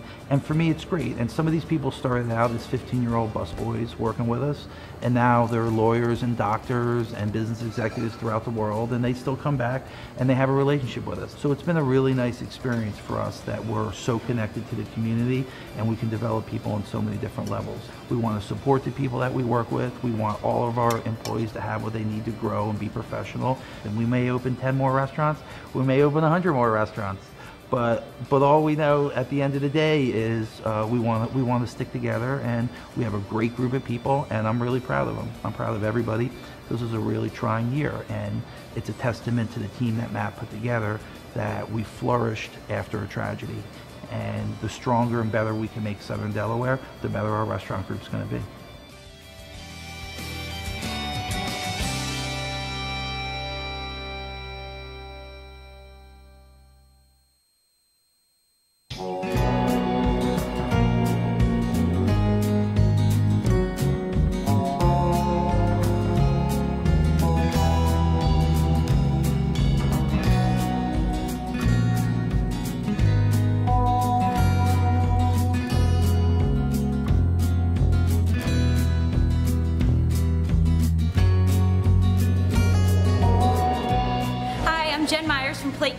The catering division of Sodell Concepts, where we're doing beautiful, simple foods for you. We can accommodate intimate affairs or larger parties anywhere from 1 to 800. We can go anywhere in a 50-mile radius of our location, be it on the beach, in your home, on a farm, at any venue, including the Indian River Life Saving Station, which you'll see later in our clip.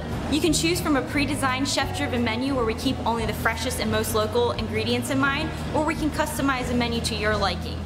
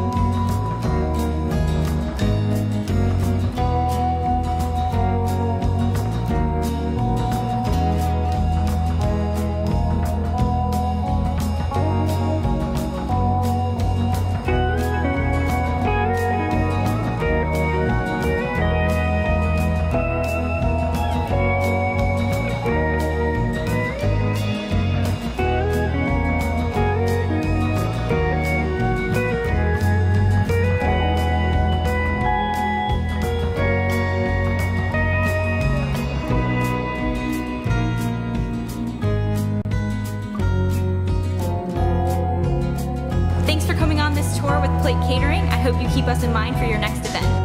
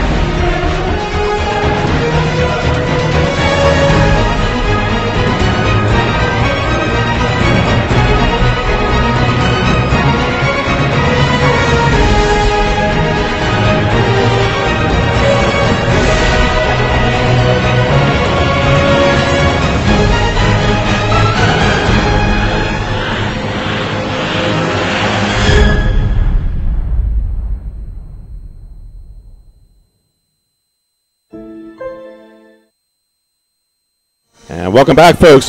For your halftime enjoyment, enjoy the sights and sounds of the Appoquinimink Jaguar Marching Band.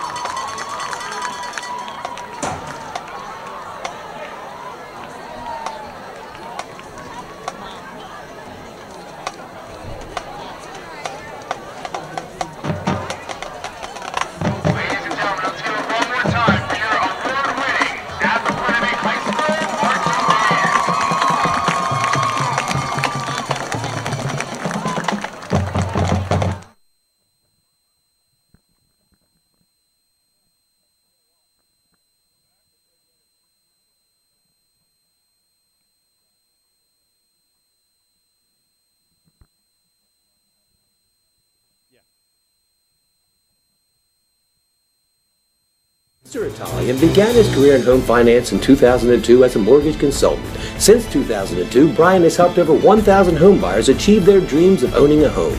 Brian's knowledge of current market conditions and his detailed evaluation of buyers' finances ensures that each buyer will receive the best mortgage to fit their needs.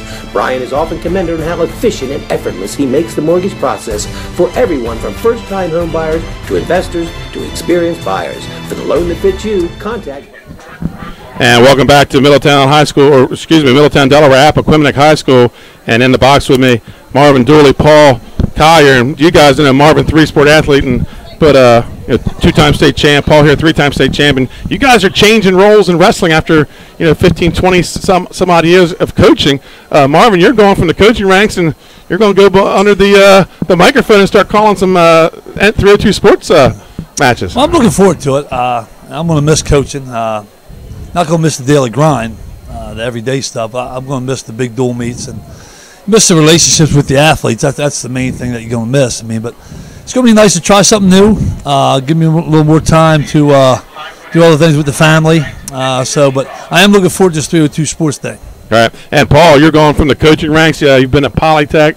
You've been a long time with Caesar Riding, but 3-time, 4-time assistant coach of the year. Then you went to First State Military and got that program up and running. And you're going to be donning the stripes, I understand, this year. Yeah, I'm going to officiating. Some say it's going to the dark side, but I look forward to that perspective on wrestling. I know that's a tough job to do.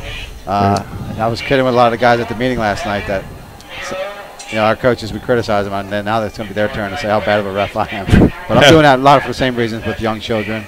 Absolutely. So spend more time with them. Yeah, you got your two kids home, and it's hard to be a coach with the kids, and so we all move into different roles. So happy. And Paul, I'm sure you'll be with me come state tournament time, as 302 Sports is going to cover the state duels, and we're going to try to do every match this year. So I'm going to need all hands on deck, and can't quite tell everybody what's going on, but we've got a little college stuff on the horizon here with 302 Sports and Wrestling. So, folks, we're going to be right back. 3 seconds to go here in the half. We're going to be right back with the second half of the Appoquinimink Sussex Tech high school football game Thursday night. Henlopen Conference, Thursday night football. Life's too short to hate your home. Remodel your home with the pros voted Delaware's #1 home improvement company. Ferris Home Improvements has something for every homeowner at their new showroom on the corner of Kirkwood Highway and Harmony Road in Newark, Delaware. Explore products and layouts with the area's top designers. Touch and feel products that inspire your dream space. Ferris Home Improvements' pride in the details make them the area's best in roofing, windows and doors, siding, decks, kitchens, and bathrooms. Want a professional, no-pressure model? Go see the best at the Big Shamrock on Kirkwood Highway. Ferris Home Improvements. Quality workmanship from a neighbor you can trust. Life's too short to hate your home. 36 Astro Shopping Center, Newark, Delaware. Come in day or night to watch your favorite teams and sports on our many TVs. It's a great, fun-filled environment that is kid-friendly. Our craveable food menu has all the appetizers, burgers, salads, tacos, seafood, you name it, as well as our world-famous Hooters wings, which are the official wings of 302sports.com. Welcome to Hooters. Have a seat wherever you like. Hooters of Newark is located at 136 Astro Shopping Center, Newark, Delaware. Come in day or night to watch your favorite teams and sports on our many TVs. It's a great, fun-filled environment that is kid-friendly. And welcome back to Middletown, Delaware, folks. Benny Mitchell, Paul Collier, Marvin Dooley here. Sussex Tech leads Appoquinimink 18-0 on the camera tonight. Trey Mitchell, and good to talk a little bit of wrestling as it's right around the corner. It's October 1st this weekend, and it's just a little over a month away. I want to thank some of our sponsors, Sodal Concepts, sponsor of all of our live streams. At the end of the game, guys, start thinking, because we're going to pick a Louis Pizza player of the game.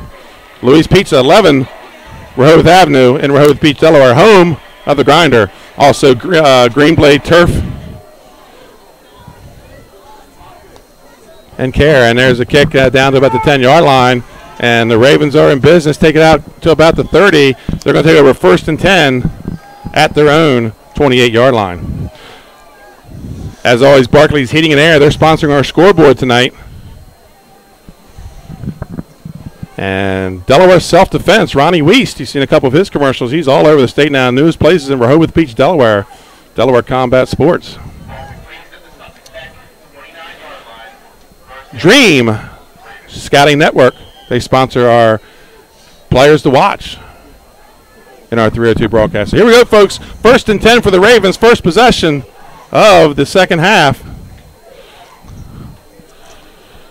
And they're coming right back out in that little spread pistol formation.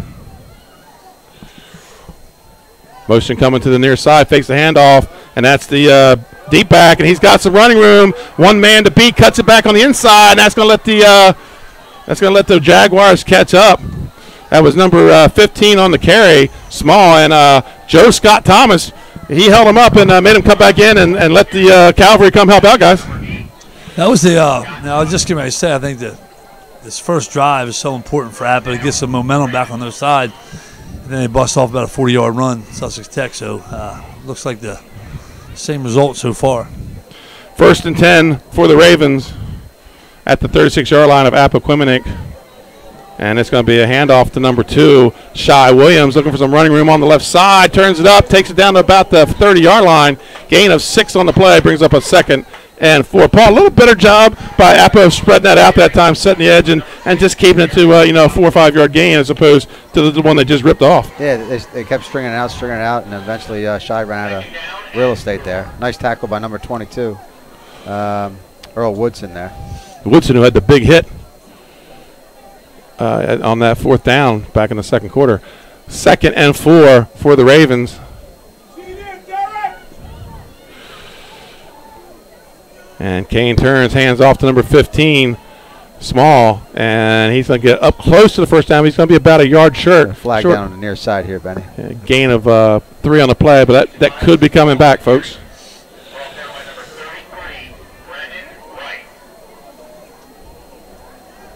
We've seen a lot of penalties tonight.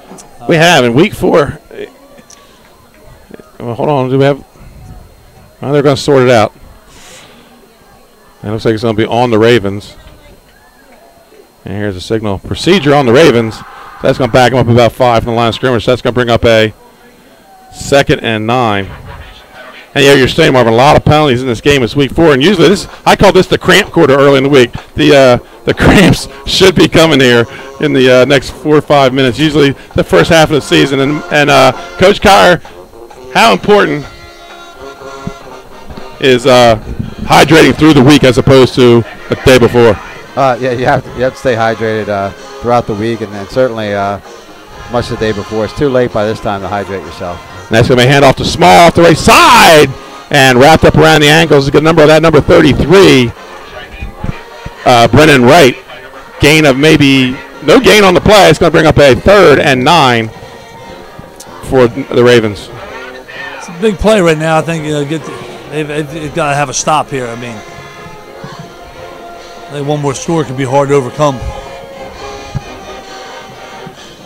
3rd and 9 for the Ravens. They're at the Jaguar 35, just inside the Jaguar 35-yard line. Sounds like a little AFC game here with Ravens and Jaguars, all kinds of stuff going on.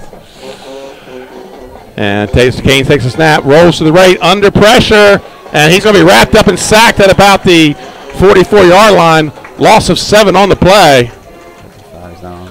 And it's going to bring up a 4th down for the Ravens. Jadek again on that stop, Benny. He's having a good ball game. Jack's having a good ball game on both sides of the ball. 6'1", 215-pound senior. That's a big play. They needed that momentum shift there. Hopefully that generates some offense and get back in the ball game. So back to punt number 21, Robert Locklear.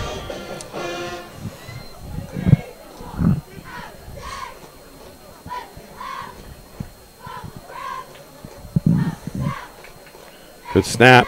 Gets it off, and it's going to be a floater, low floater, bounce around the 21. It's going to be taken right there and wrapped up, and a flag.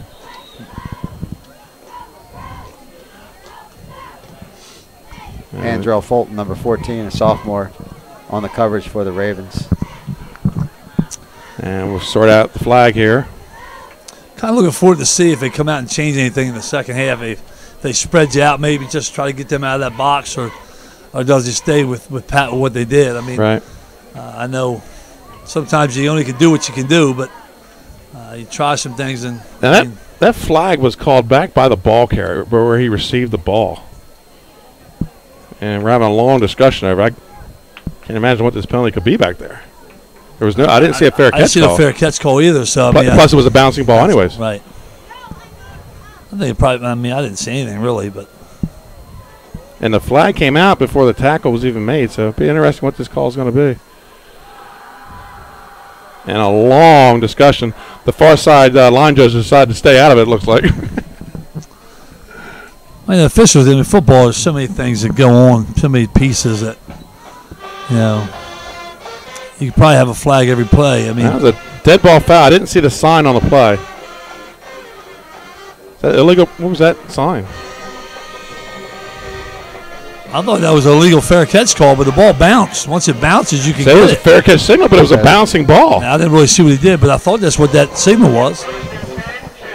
So it's still going to be a 1st and 10. It's going to be back at their own 13-yard line. Still two wings set. Look like a red set. Roll out to the left. And he's going to be tripped up, and it looks like he's not going to make it to the stick. Bernard on the carry. Going to give him a gain of 1. It's going to bring up a 2nd and 9 for Appo. I think the worst case here, Benny and Paul, Appo needs to get a couple first downs. Worst case, win field position back. Right. Get a couple first downs. I always tell our team 2 first downs every drive, usually win field position. Yeah, it's much easier to punt from the 40 as opposed to your own 15 or 10-yard line. Coach Stool, in your scouting of Appo, have you seen them run any bubble screen packages? That might be a nice. Well, I mean, they've ran screens before, yes. I mean, but what they're running now is exactly what they usually run. I mean, there's the option pitch. Now the option's a little wrinkle I haven't seen of Scott Thomas, and he's going to pick up about 3 on the play. That's going to bring up a 3rd and about 6. Paul, I thought before when they threw and they had a couple little quick screens out here, they didn't complete them. They were drop passes, but I believe they were on to something, and then they didn't have the success. They got away from it. They certainly looked like they had some space to operate out there. 3rd and 6 for the Jaguars. We got twins left here, Benny. I know one thing: it's better to be up here calling the plays than being down there. I can't mess up here. And that's what let's talk about. This is what we talked about. Get him in space. I think I do like that. It's easier, your personnel. I mean, hear fans yell all the time, do stuff. If I had the personnel, I'd do it. But you don't have the personnel to do it. So do what your team can do. So that's going to bring up a 4th and 3. And on comes the punt, number 18, who we do not have a name on the roster for. He got off a good one the last time. Short punt the first time out, then they went for it on 4th down and a big booming floating punt the next time out. And he gets a good snap. And gets off another one. Nice spiral, floats down the field about the 50, taken at the 50-yard line by Norworth. He gets it inside the 40, where it's going to be 1st and 10 for the Ravens back inside Jaguars territory. And that's what you talked about, Marvin. A couple first downs. That ball's on maybe their 40 or 30 as opposed to their own. Well, I'll tell you what it does. When you're playing on with good fields, like Sussex Tech's had good fields most of the night, your playbook is expanded because you can do so many things. Your playbook, when you get inside your own 20, it shrinks because you don't want to put yourself in a lot of predicaments. I mean, so it does open your playbook up when you got field position. 1st and 10 for the Ravens. At the 39-yard line of Appoquinimink. And that's the handoff to number 15, Small. He's got some running room. He's got the first down and more. He's going to take it down to about the 20-yard line. Where it's going to be 1st and 10. And getting close to the red zone. Looks like going to be about the inside the red zone, right at the 20. 1st and 10. I'll tell you, give a great shout out to Sussex Tech band.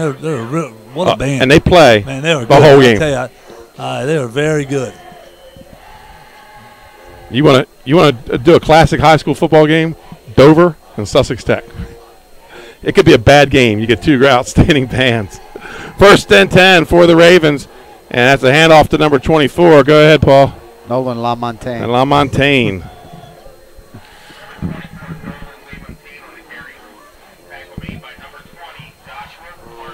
Gain of about 2 on the play. Brings up 2nd and 8 for Sussex Tech.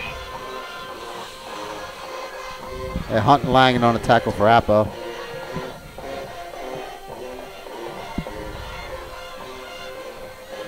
Ravens 1 and 2, looking to get back on track as they head into their Henley Conference Northern opener.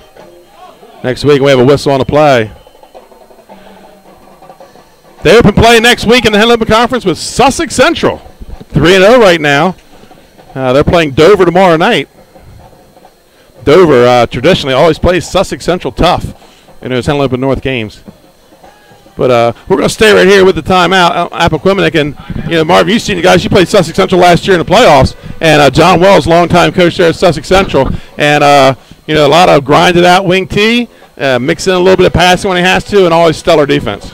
Well, tomorrow Dover's going to spread you out and do all kinds of things from 3 wide to, where he's going to stay in that wing T.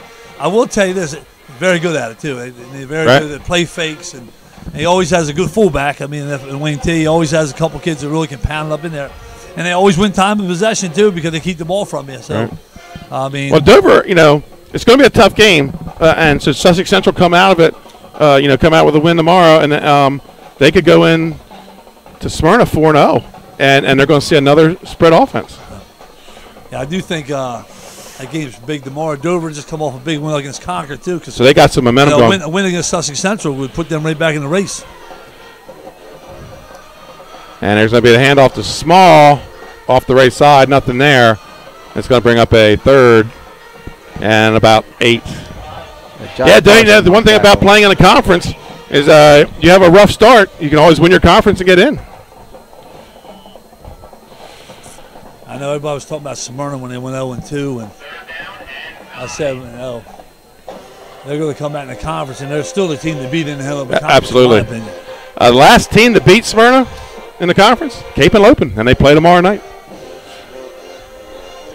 How do you think Cape matches up with them? We'll get to that in a second. Motion coming this way. Almost hits the motion man. Kane looking back to the far side and lose a tackler, throws down in the end zone. Incomplete pass. How do they match up?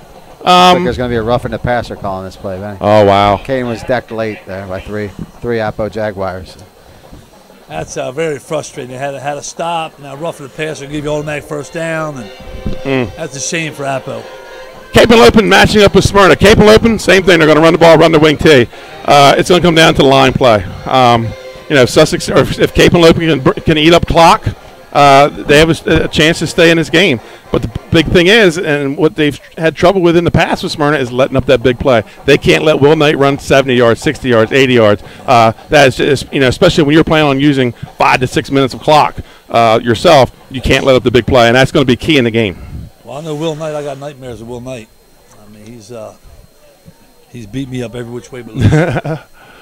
Folks, we have an injury on the field. We're going to take a timeout with them. We'll be right back. Your score: Sussex Tech 18, Appoquinimink 0.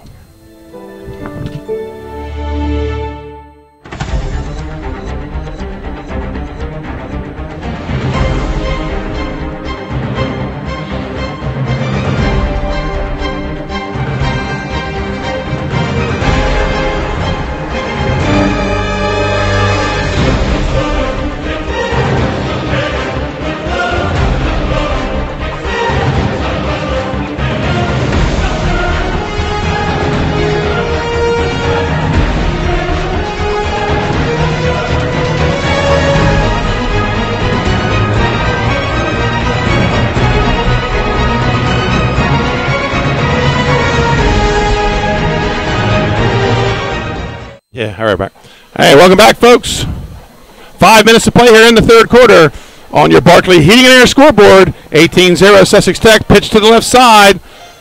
And we're going to have a flag on the play, and that's Norsworthy runs it in, but I think this is probably coming back. A great second effort there by Norsworthy to get it into the end zone, but it might all be in vain here, Benny, like you said.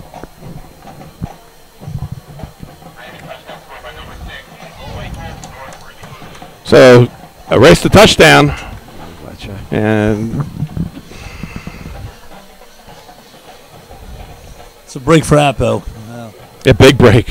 I mean, they're staring down the barrel of a 3-score. They get the extra point, 4-score game. I mean, it's really frustrating as a coach when you have a game plan and you get in the game and things ain't working out. You always feel like you're chasing. And that's the big one. That's the one you don't want in the red zone is the hold. So mark back 10. Third quarter, 4:51 to play.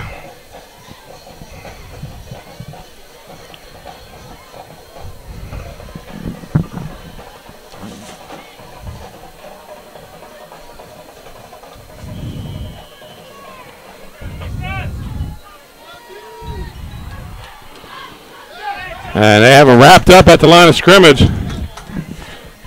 Number 20, Josh Parson, the sophomore.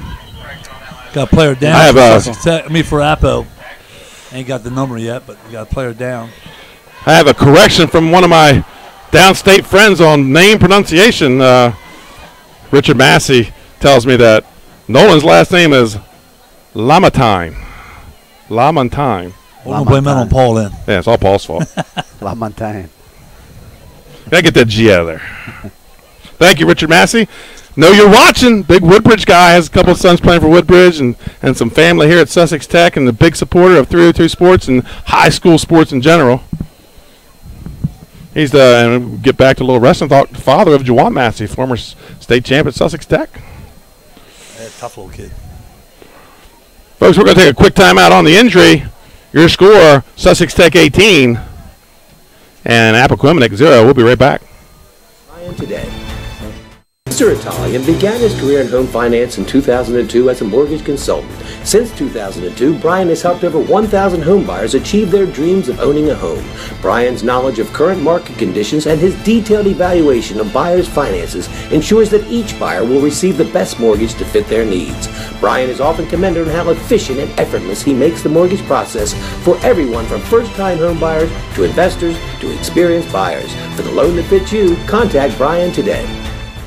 Mr. Italian. Hi, I'm Scott Kammerer from Soto Concepts. Today we're at Matt's Fish Camp with Chef Maurice Catlett, and he's cooking a wonderful campfire s'mores pie. Enjoy.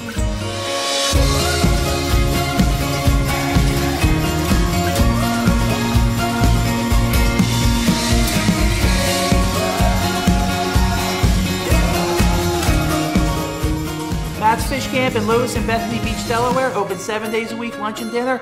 Chef Maurice has you covered. See you soon. And welcome back, folks. Middletown, Delaware, Appoquinimink High School. That was number 74, Amir Gibson. He walked off under his own pair. It looked to be maybe a quad cramp or a little bit of a limp, but he was able to walk off under his own power. So it's going to be back to play with the Ravens, and they are second and goal from their own 20-yard line, 19-yard line.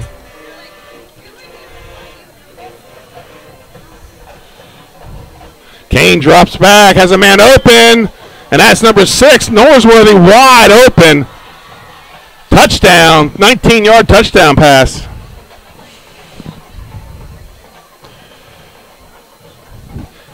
Kane to Norsworthy, and with 4:15 to play here in the third quarter, that might be just a little too much, Paul, to overcome for the Appoquinimink Jaguars. Yeah, probably so. Kane's lethal on those run-pass options, and they've run a lot of those tonight. Now comes the kicker, number 21, Robert Lock, or excuse me, that's number 27, Joshua Sneed. On the holds, Kane. I can't get a number on the long snapper.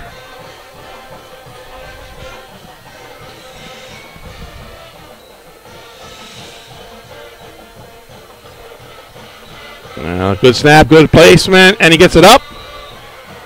And good. Sussex Tech goes up 25-0 with 4:15 to play here in the third quarter. Folks, we'll be right back after this commercial timeout. That was a nice kick. Hi, I'm Scott Kammerer from Soto Concepts. Today I'm at Ocean View, Delaware, and Chef Alex is going to cook up his apple crisp. It's going to be awesome. Come check it out.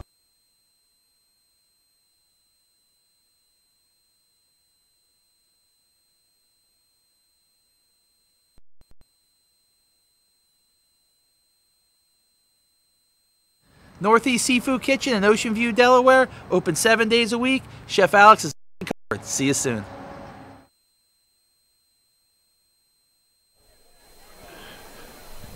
"25-0 Sussex Tech leads here, 4:15 to go, and I believe this is the last Blue Hen Conference Play Day Henlip and North game of the year. 7 games this year, almost kind of like a Big Ten ACC challenge in basketball. And like you said, Marvin, earlier, it's nice to see these teams getting together. A lot less travel, and a lot more know your opponent a little better. I think Paul said it best too. I think it kind of gives you kind of some upstate downstate rivalries if you can start playing teams consistently. I mean, like I know upstate we're going to play Middletown and Newark, and they're going to be rivalry games. But to have like a CR William Penn, which used to be played back in the 80s, we used to play every year, and the late 2000s. So if you get having some teams like that, I think it brings excitement to the state. Nice little kick, but it's going to go out of bounds. And that's going to be a procedure on the Sussex Tech Ravens and the kick out of bounds.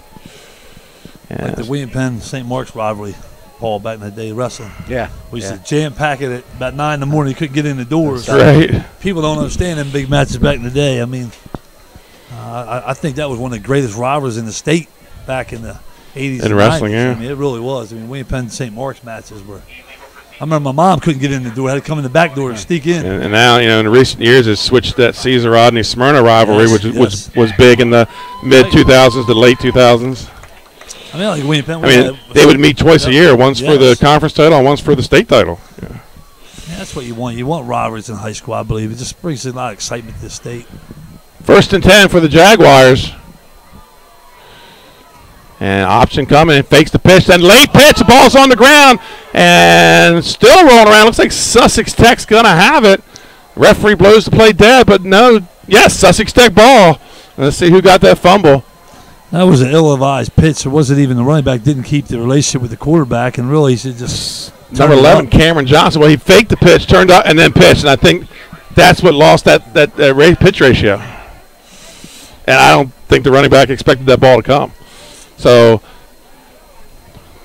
Sussex Tech scores, goes up 25-0, then a fumble on the first play after the kickoff, and they're 1st and 10 at the 28-yard line of Appo.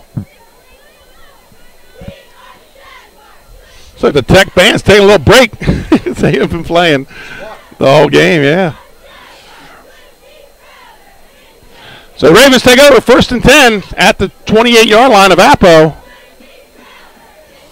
Correct, the 23-yard line of Appo.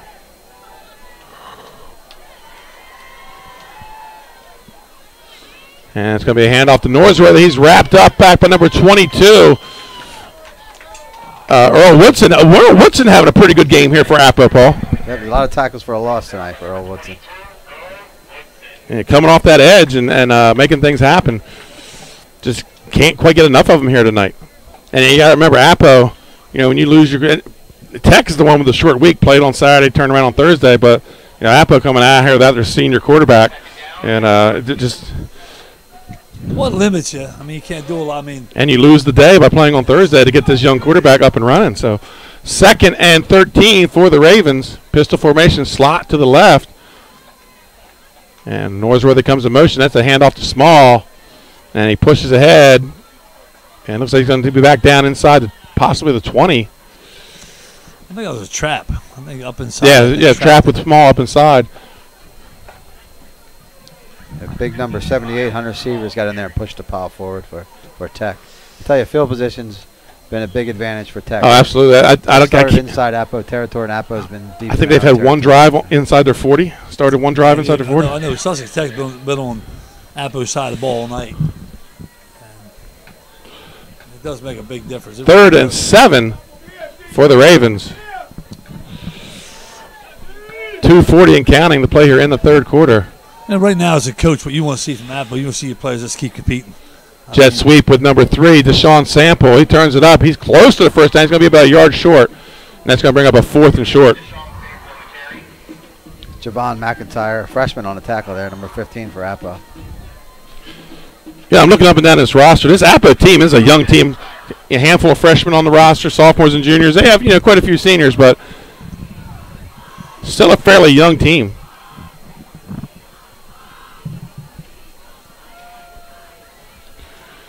4th and called a long one for the Ravens. Full house backfield. Kane hands it off to, I believe that was number 11, Cameron Johnson. And he's got enough for the first down. Check that. That was number 6, Norsworthy. Yeah, Norsworthy, man. Like I said, we talked all night about it. Sussex Tech's line has played real well up front. They've reestablished that line of scrimmage almost every play. Norsworthy up the middle, cuts it back to the left side, pushes ahead, hit right at the goal line, but he's got the touchdown. And that's going to be 31-0. Norsworthy, that's what, 2 touchdowns tonight. One of our Dream Scouting Network's players to watch.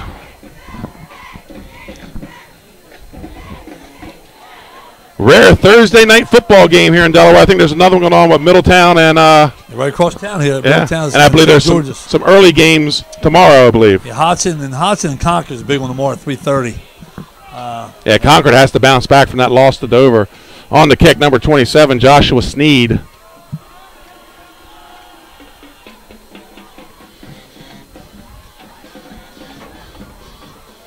Good snap, good placement. It's up, and it looked like it may have been blocked at the line. And it's going to be no good, blocked at by Appo. So we're going to take a commercial break, folks. With your score, Sussex Tech 31, Appoquinimink 0 with 1:48 to play in the 3rd quarter. We'll be right back after this timeout. With the voice of experience to help you every step of the way for your complete satisfaction. Visit our new showroom in the Mill Creek Shopping Center, 4577 Kirkwood Highway. Unique Image, you envision, we create. Unique Image opened for business in Wilmington, Delaware in 1979 with one focus, wowing our customers with great products and even greater customer service. 30 years later, we are still doing exactly that. Whether you're looking for marketing tools to promote your business, gifts for your employees or clients, or planning a special event, we're here with the voice of experience to help you every step of the way for your complete satisfaction. Visit our new showroom in the Mill Creek Shopping Center, 4577 Kirkwood Highway. Unique Image, you envision, we create. Thursday night football, ladies and gentlemen, 1:46 to play here in the 3rd quarter. Sussex Tech takes a 31-0 lead over Appoquinimink Jaguars, and I would think Tech wants to punch one more in and get that clock running and get out of here and get ready to head down to their conference opener next week. On the kick, number 27, Joshua Sneed.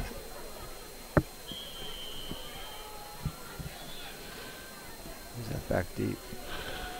That's going to be goes through the hands of number 15, McIntyre, and he's going to pick it up in, around the 2 and run it back out to about the 7-yard line, where they're going to take over 1st and 10, and it's just one of those. You've had these days, Marvin. It's just one of those nights where you just can't get anything going in the right direction. Well, I know as a coach, when things just start going bad, sometimes it's just the way it is. I mean, people always look at coaches and stuff like that. Sometimes just things go wrong. I mean, just got to keep regrouping. To me, as a coach right now, I just want to see my kids keep competing. That's all. Right, absolutely. That's one thing Coach Timpson said. I talked to him today, and he said, it's a new game, a new team, and maybe a new outcome. So, they have a positive attitude coming into this night. They know they have a tough road ahead of them, and they're just going to keep playing. And he was proud of the way his kids are responding. And we're going to have an offsides. That's number 79, Jamie Shermer for Sussex Tech. Jumped into the neutral zone, but there was a little bit of movement on the Appo side. And it's going to be on Appo, so half the distance.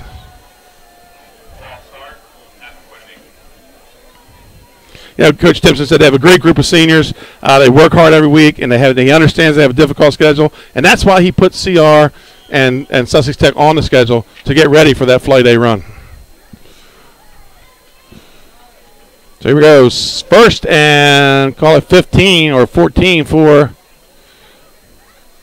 the Jaguars. Coach Dooley, in this situation, you continue to run your offense, or you switch to a 2-minute offense? Well, I think down 31-0. I think with a new quarterback, I'm just gonna try to survival mode. Really, I mean, big run for Derek Thompson. I think you put the quarterback in too much of a. Thompson picks up 8 on that play, and it's gonna bring about a 3rd and call it 4. I know as a coach, I mean, the fans look at today, but as a coach, you look at the long haul. You know what I mean? Absolutely, yes. 3rd and 4 for the Jaguars. And they're going quarterback under center now. And that's going to be a handoff to Jadek. He's got the first down and more. He's going to be out to about the 25-yard line. So positive things now going in Appoquinimink's direction. This is what you want. Apple wants to establish a nice drive here. If nothing else, you leave out of here knowing that you didn't quit and you kept positive things as you get down to the end of this game. See if they run again out of the I formation here, Benny. Nice change. And they're back in under center I formation. Under 30 seconds to go here in the third quarter. And that's going to be a handoff to number 29. Yeah, they're running. I don't have a 9. The old wing T, which basically is the blue formation, wing left with a receiver split, but just I formation. Yeah, I don't have a 29 on the roster. So 1st and 10. I think we're going to come to the end of the third quarter here as they're going to let time wind down. I'm sorry, it's going to bring up a 2nd and 1 on that play. So at the end of 3 quarters, folks, your score, the Sussex Tech Ravens 31, Appoquinimink Jaguars 0. We'll be right back with fourth quarter action.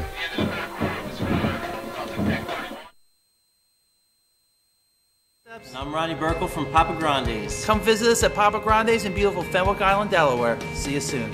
At Papa Grande's, we serve fresh, authentic Mexican food with specialties like blackened fish tacos and short rib cheesesteak burritos.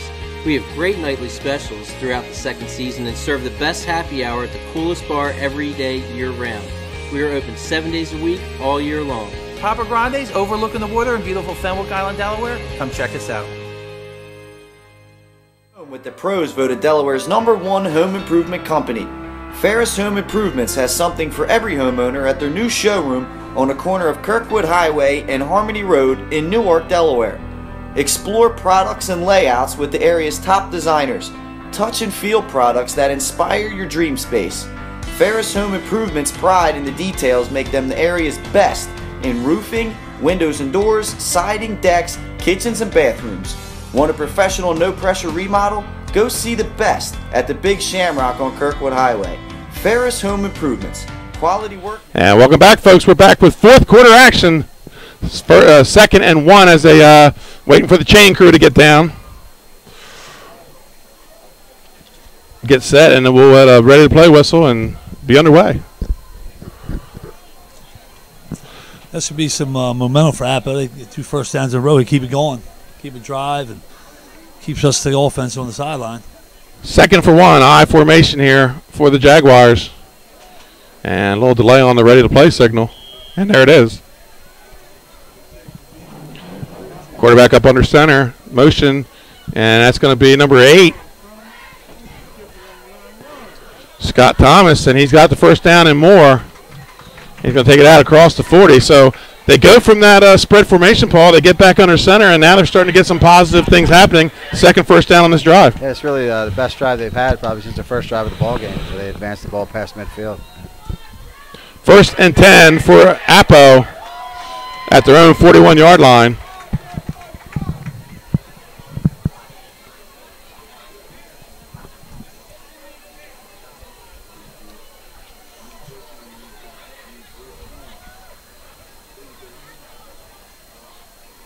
And just nowhere to go. He's going to be wrapped up. If he got back to the line of scrimmage, maybe a loss of a foot or so, and it's going to be up 2nd and 10 for the Jaguars. Robert Marsh, number 44, rolling off the bottom of the pile there, making the tackle for Sussex Tech. 2nd and 10 for the Jaguars. Jaden Estes, the quarterback, sophomore quarterback, brings the play in from the sideline.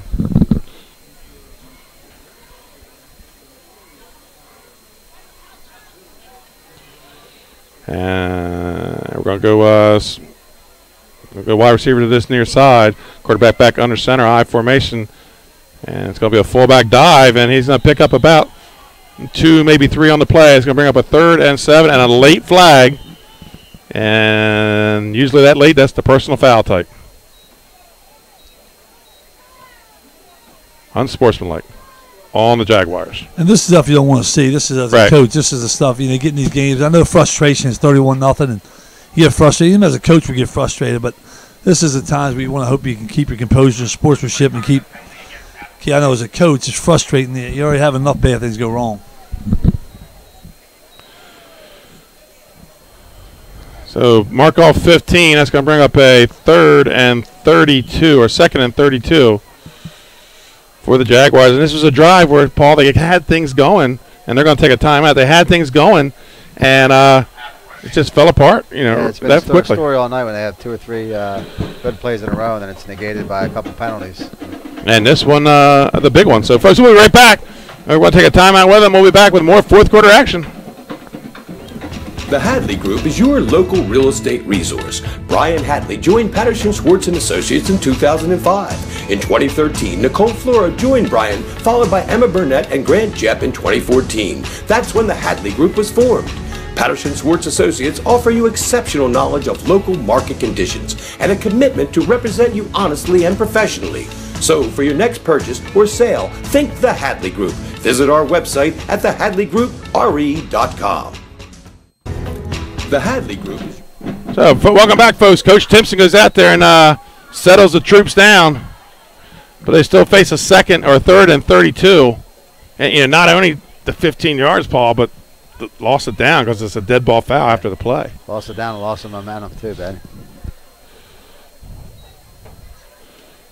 And he drops back to pass and has number 5 receiver makes the catch, Cameron Bernardo, and going to pick up about 8 on the play, but that's going to bring up still a 4th and 14.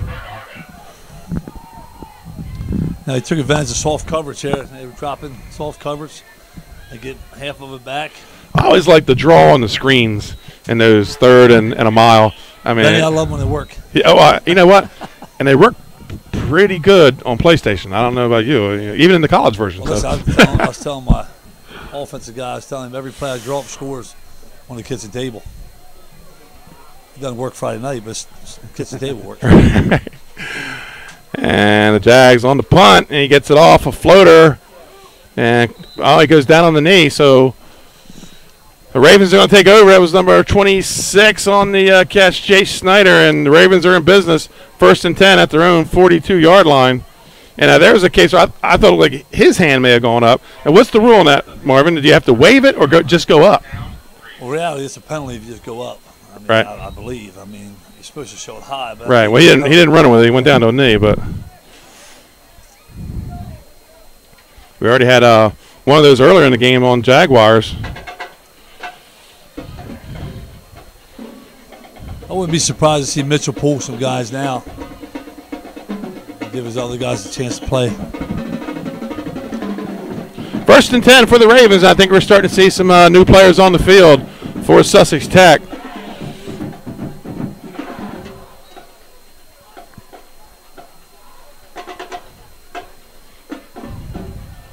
And on at quarterback is number 26, Chase Snyder. And the ball carrier picking up about 3 on the play. That's number 22, Garrett Richardson.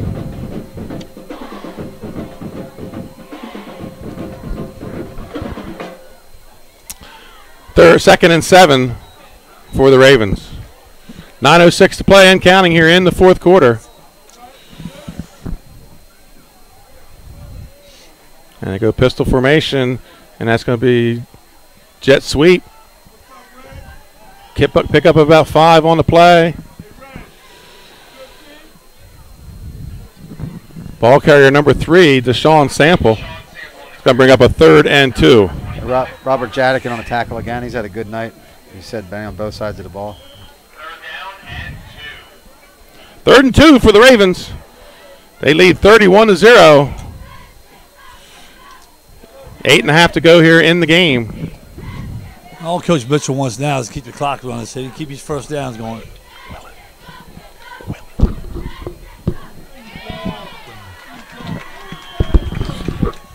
And there's a big stop there, Paul, by the Jaguars. It's going to bring up a 4th down. And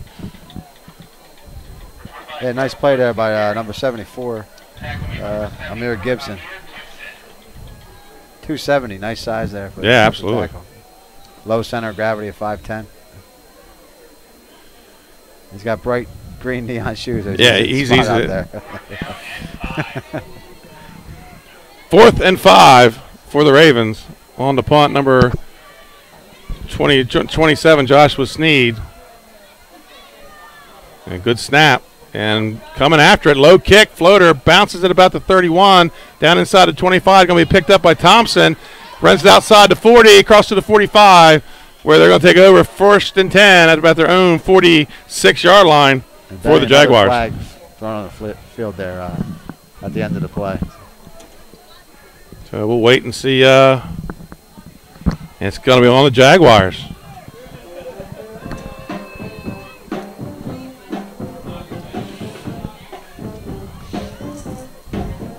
I believe right now Coach Quillen and Coach Tippin, they really just want to get healthy now. Right, yeah. You get out of here with no hurt, no injuries, and football is such a tough sport on your body. I mean, well, yeah, it's one of those sports you're only playing 10 games, and you can't afford your key guys to go down mid-season. I was telling our kids, I mean, you got to love football. You got to love to practice football. You're going to practice way more than you ever play.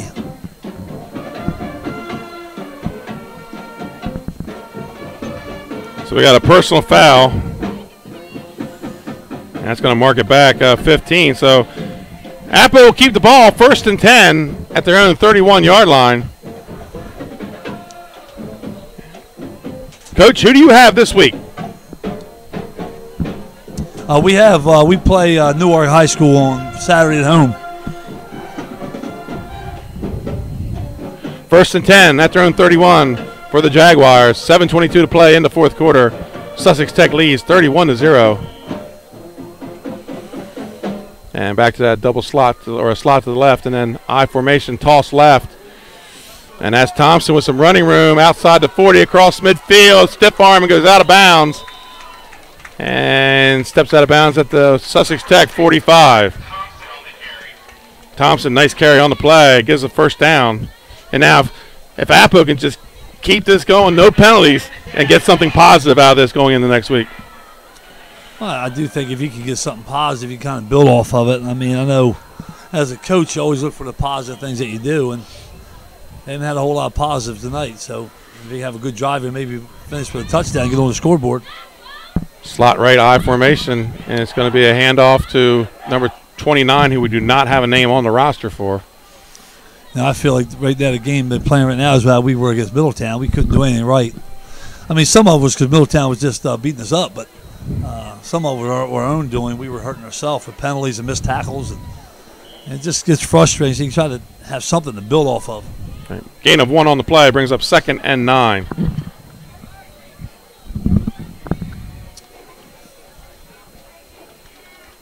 They're trying, Paul, now. All these new guys come in the game, all these new names. and there we go. The 2 running backs collide. Number 1 on the carry, Avery Richardson. He's going to get enough for the 1st down and go out of bounds. Cyrus Wolford on a tackle for Sussex Tech on the sideline.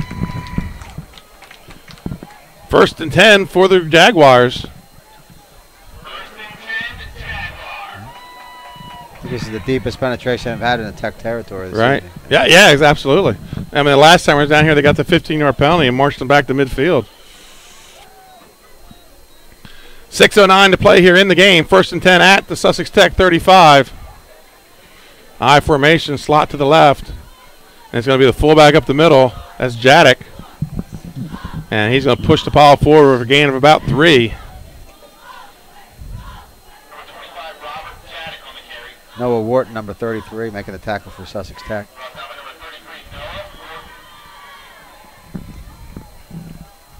You know, Marvin, we were talking during the break. Coach Timpson coming out of the Middletown program. A lot of Middletown guys around us. Ed Manlove at Woodbridge out of that Middletown program. And yeah, I first met Tippin when he was coaching at Middletown. You know, good friends with Mark DePercio, and I was coaching up in Africa, Pennsylvania. He let me come along for their state championship ride, and I had a chance to meet him. And oh, nice tackle there.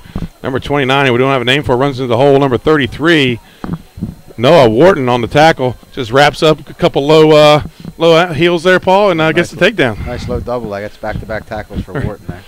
No, tonight they're not. The scoreboard doesn't say a whole lot tonight, but he's done a good job here at Apple. I mean, he took over a program and really turned it around a little bit, and I mean, he's got it in the right direction. So 2 seasons ago, they were down to week 8, week 9, still in the playoff hunt. Oh, and in Flight A, that's tough. He does a good job in with his kids. 3rd and 6 for the Jaguars. And number 13, Estes rolls out, has a man open momentarily. That's 5. Bernardo, and then just in and out of the hands, he drops it and brings up a 4th and 6.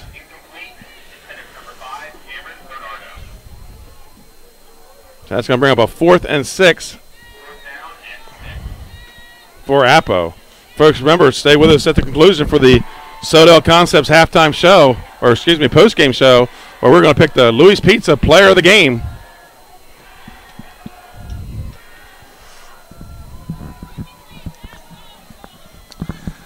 I wonder, Paul, if that waist has a baby waiting on you. You get home, That's right. I'll probably be on baby duty tonight. He's going to pull it out. Quarterback keeper down the right side, has some running room, and going to go out of bounds. Paul, you got the good eyes. Who made the hit on that? Hit on that was, looks like 33. Again, Noah Wharton. And 20, is that 27 down there to clean up? Yes, also 27, Joshua Sneed cleaning up the tackle. 1st and 10 for the Jaguars at the 11-yard line. Nice little run there by Jaden Estes, the sophomore quarterback, his first game with a start for the Jaguars. I formation, slot to the left.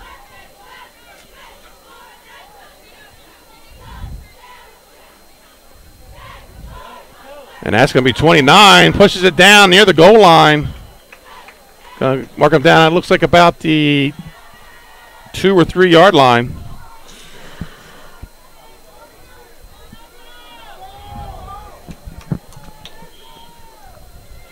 Coming up 2nd and 2. So Appo threatening here, going to get on the board. They trail 31-0. Under 4 minutes to go here in the 4th quarter.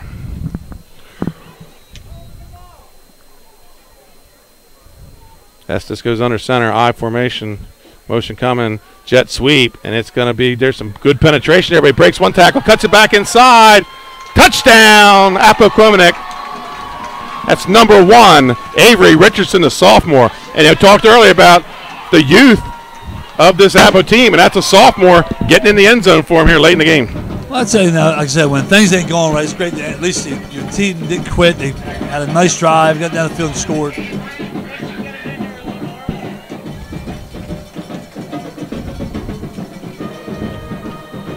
So the cannon guy gets to work tonight as the Appo gets in the end zone. On the kick. It looks like number 18. Again, I don't have a number for an 18 for Appoquinimink, or a name for Appoquinimink. He's got it up. It's good. And Appoquinimink gets on the board, 31-7. And folks, we're going to take a timeout with 3:34 to play in the game. Sussex Tech 31, Appoquinimink 7.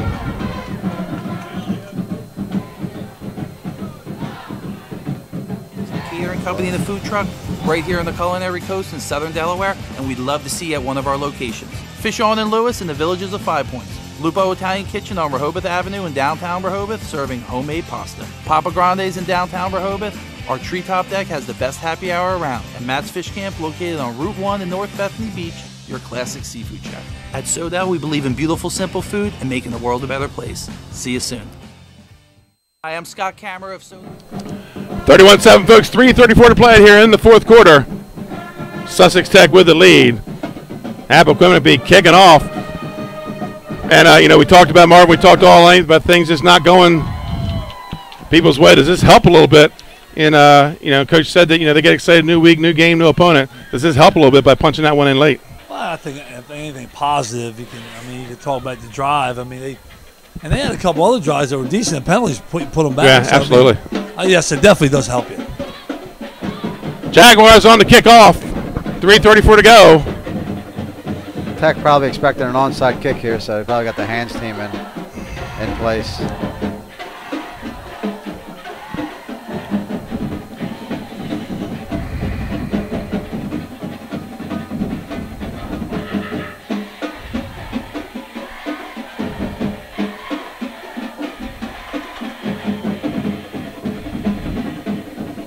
And he's going to kick it high down the middle of the field.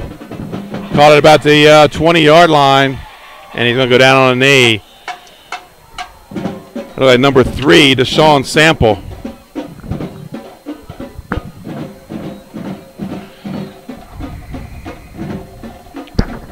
So it looks like the Ravens are going to pull even at 2-2 on the season, headed into Sussex Central next week. The big Battle of Georgetown. We're going to have that game next week as one of our 302 Sports rivalry series games.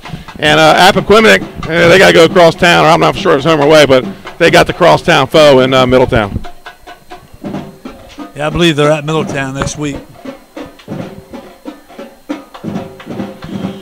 1st and 10 for the Ravens.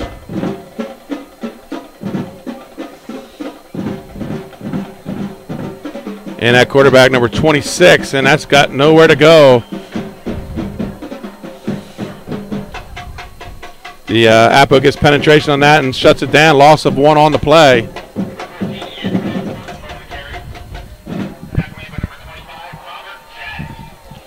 And Jadek still playing another tackle for him. He's played well on both sides of the ball for Appoquinimink. Pistol formation.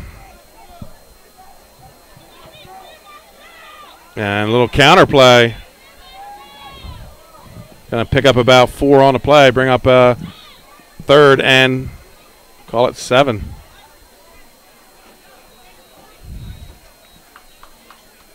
That was number 25, Terrell Sturgis on the play.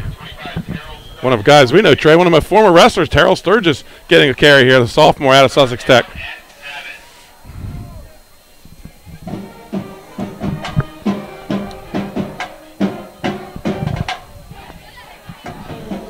Third and 7 for the Jaguars.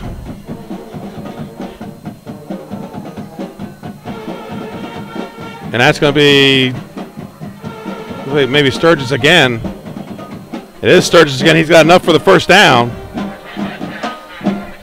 So under 2 minutes to go in the game. And Sturgis with 2 big carries and showing a little bit of the future for Sussex Tech as well. These young guys getting in and moving the sticks.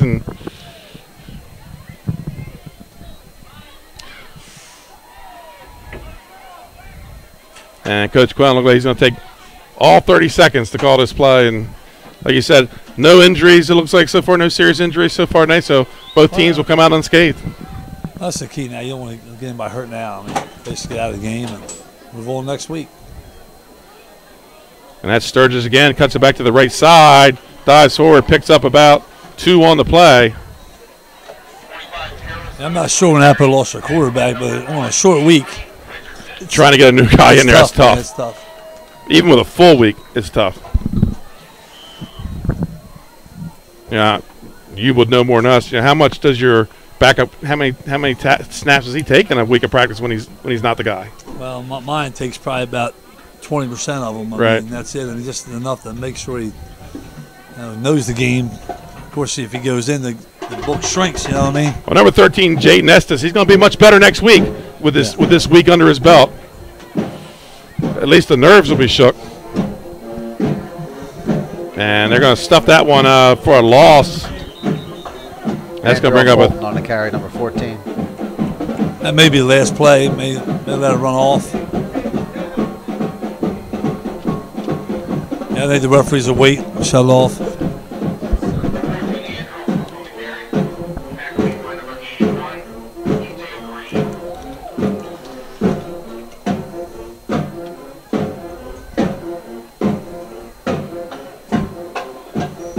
Tech just take a knee here, probably. On the director. They're going to put a guy in. They're going to run one more play. It's going to be a handoff to Sturgis off the left side. And that's going to be it, folks. That's their final score. Sussex Tech 31, Appo 7. And your Louis Pizza player of the game, number 7, Ricky Kane. Marvin, talk a little bit about this young man. I think he played fantastic tonight. He passed the ball well, ran the ball well, but managed the offense. I think the main thing is he's the controller of the offense, and he did a great job of their offense was just unstoppable tonight. Number 7, Ricky Kane. Your 302, your Louis Pizza player of the game here on 302 Sports. We'll be right back, folks, after this commercial timeout with a final wrap-up from Appoquinimink High School.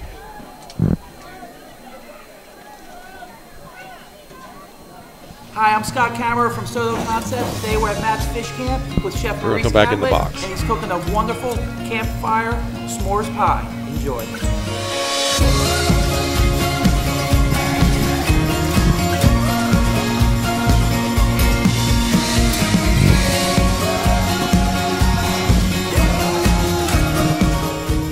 Matt's Fish Camp in Lewis and Bethany Beach, Delaware, open 7 days a week, lunch and dinner. Chef Maurice has you covered. See you soon. 4, 3, 2, 1. And welcome back to Appoquinimink, folks. Benny Mitchell here with Paul Collier and Marvin Dooley. And Sussex Tech gets to 2-2. An impressive performance. Granted, Appo's out with their quarterback who went down with ACL, but I was very impressed with the running game of Sussex Tech tonight. Yeah, I was impressed with the whole offense. Offensive line did a tremendous job up front. And anytime they're, I always said football games are won up in the trenches, and they really did a great job on both sides of the line. Of course, Kane managed the offense, and they had 3 or 4 runners that ran tremendously hard. Yeah, and we talked here during the break, earlier breaks, who's the player of the game? Is it Norsworthy or is it Ricky Kane? But, Ricky Kane did a good job running the offense, threw the long touchdown pass to Norsworthy in this game. And, Paul, talk a little bit about the performance of Ricky Kane and Norsworthy. I mean, we could go co-players of the game, but I just think Kane does a little more, running the offense for him. Yeah, he was calling all the shots. He had the ball in his hands, and like I said, they called a lot of run-pass options for him, and it seemed like he made the right decision each time. So, folks, that's your final score from Appoquinimink High School in Middletown, Delaware. Sussex Tech 31. They moved to 2-2 on the season. They head next week down to Sussex Central for the Battle of Georgetown. And Appoquinimink, they fall to 1-3, and they go cross town to play in another rivalry game of their own against Middletown. And it's going to be a tough road for both these teams. Sussex Central, they beat Dover. They're going to come in 4-0. Sussex Tech looks to be getting hot at the right time. So we'll have that game for you next week on 302 Sports. Tomorrow night, join us again for our Spotlight Game of the Week. It's going to be Military Appreciation Night in Smyrna as the Cape and Logan Vikings, the last team to hand Smyrna a conference loss, is headed into Smyrna for this game. We'll see. Will Knight supposedly is going to be back this week, so they're going to be coming at Cape with their full offense. So, Marvin, thank you. Paul, thank you. Trey Mitchell on the camera. Nick Hadley back at home producing for us for 302 Sports. I'm Benny Mitchell. Folks, have a good night.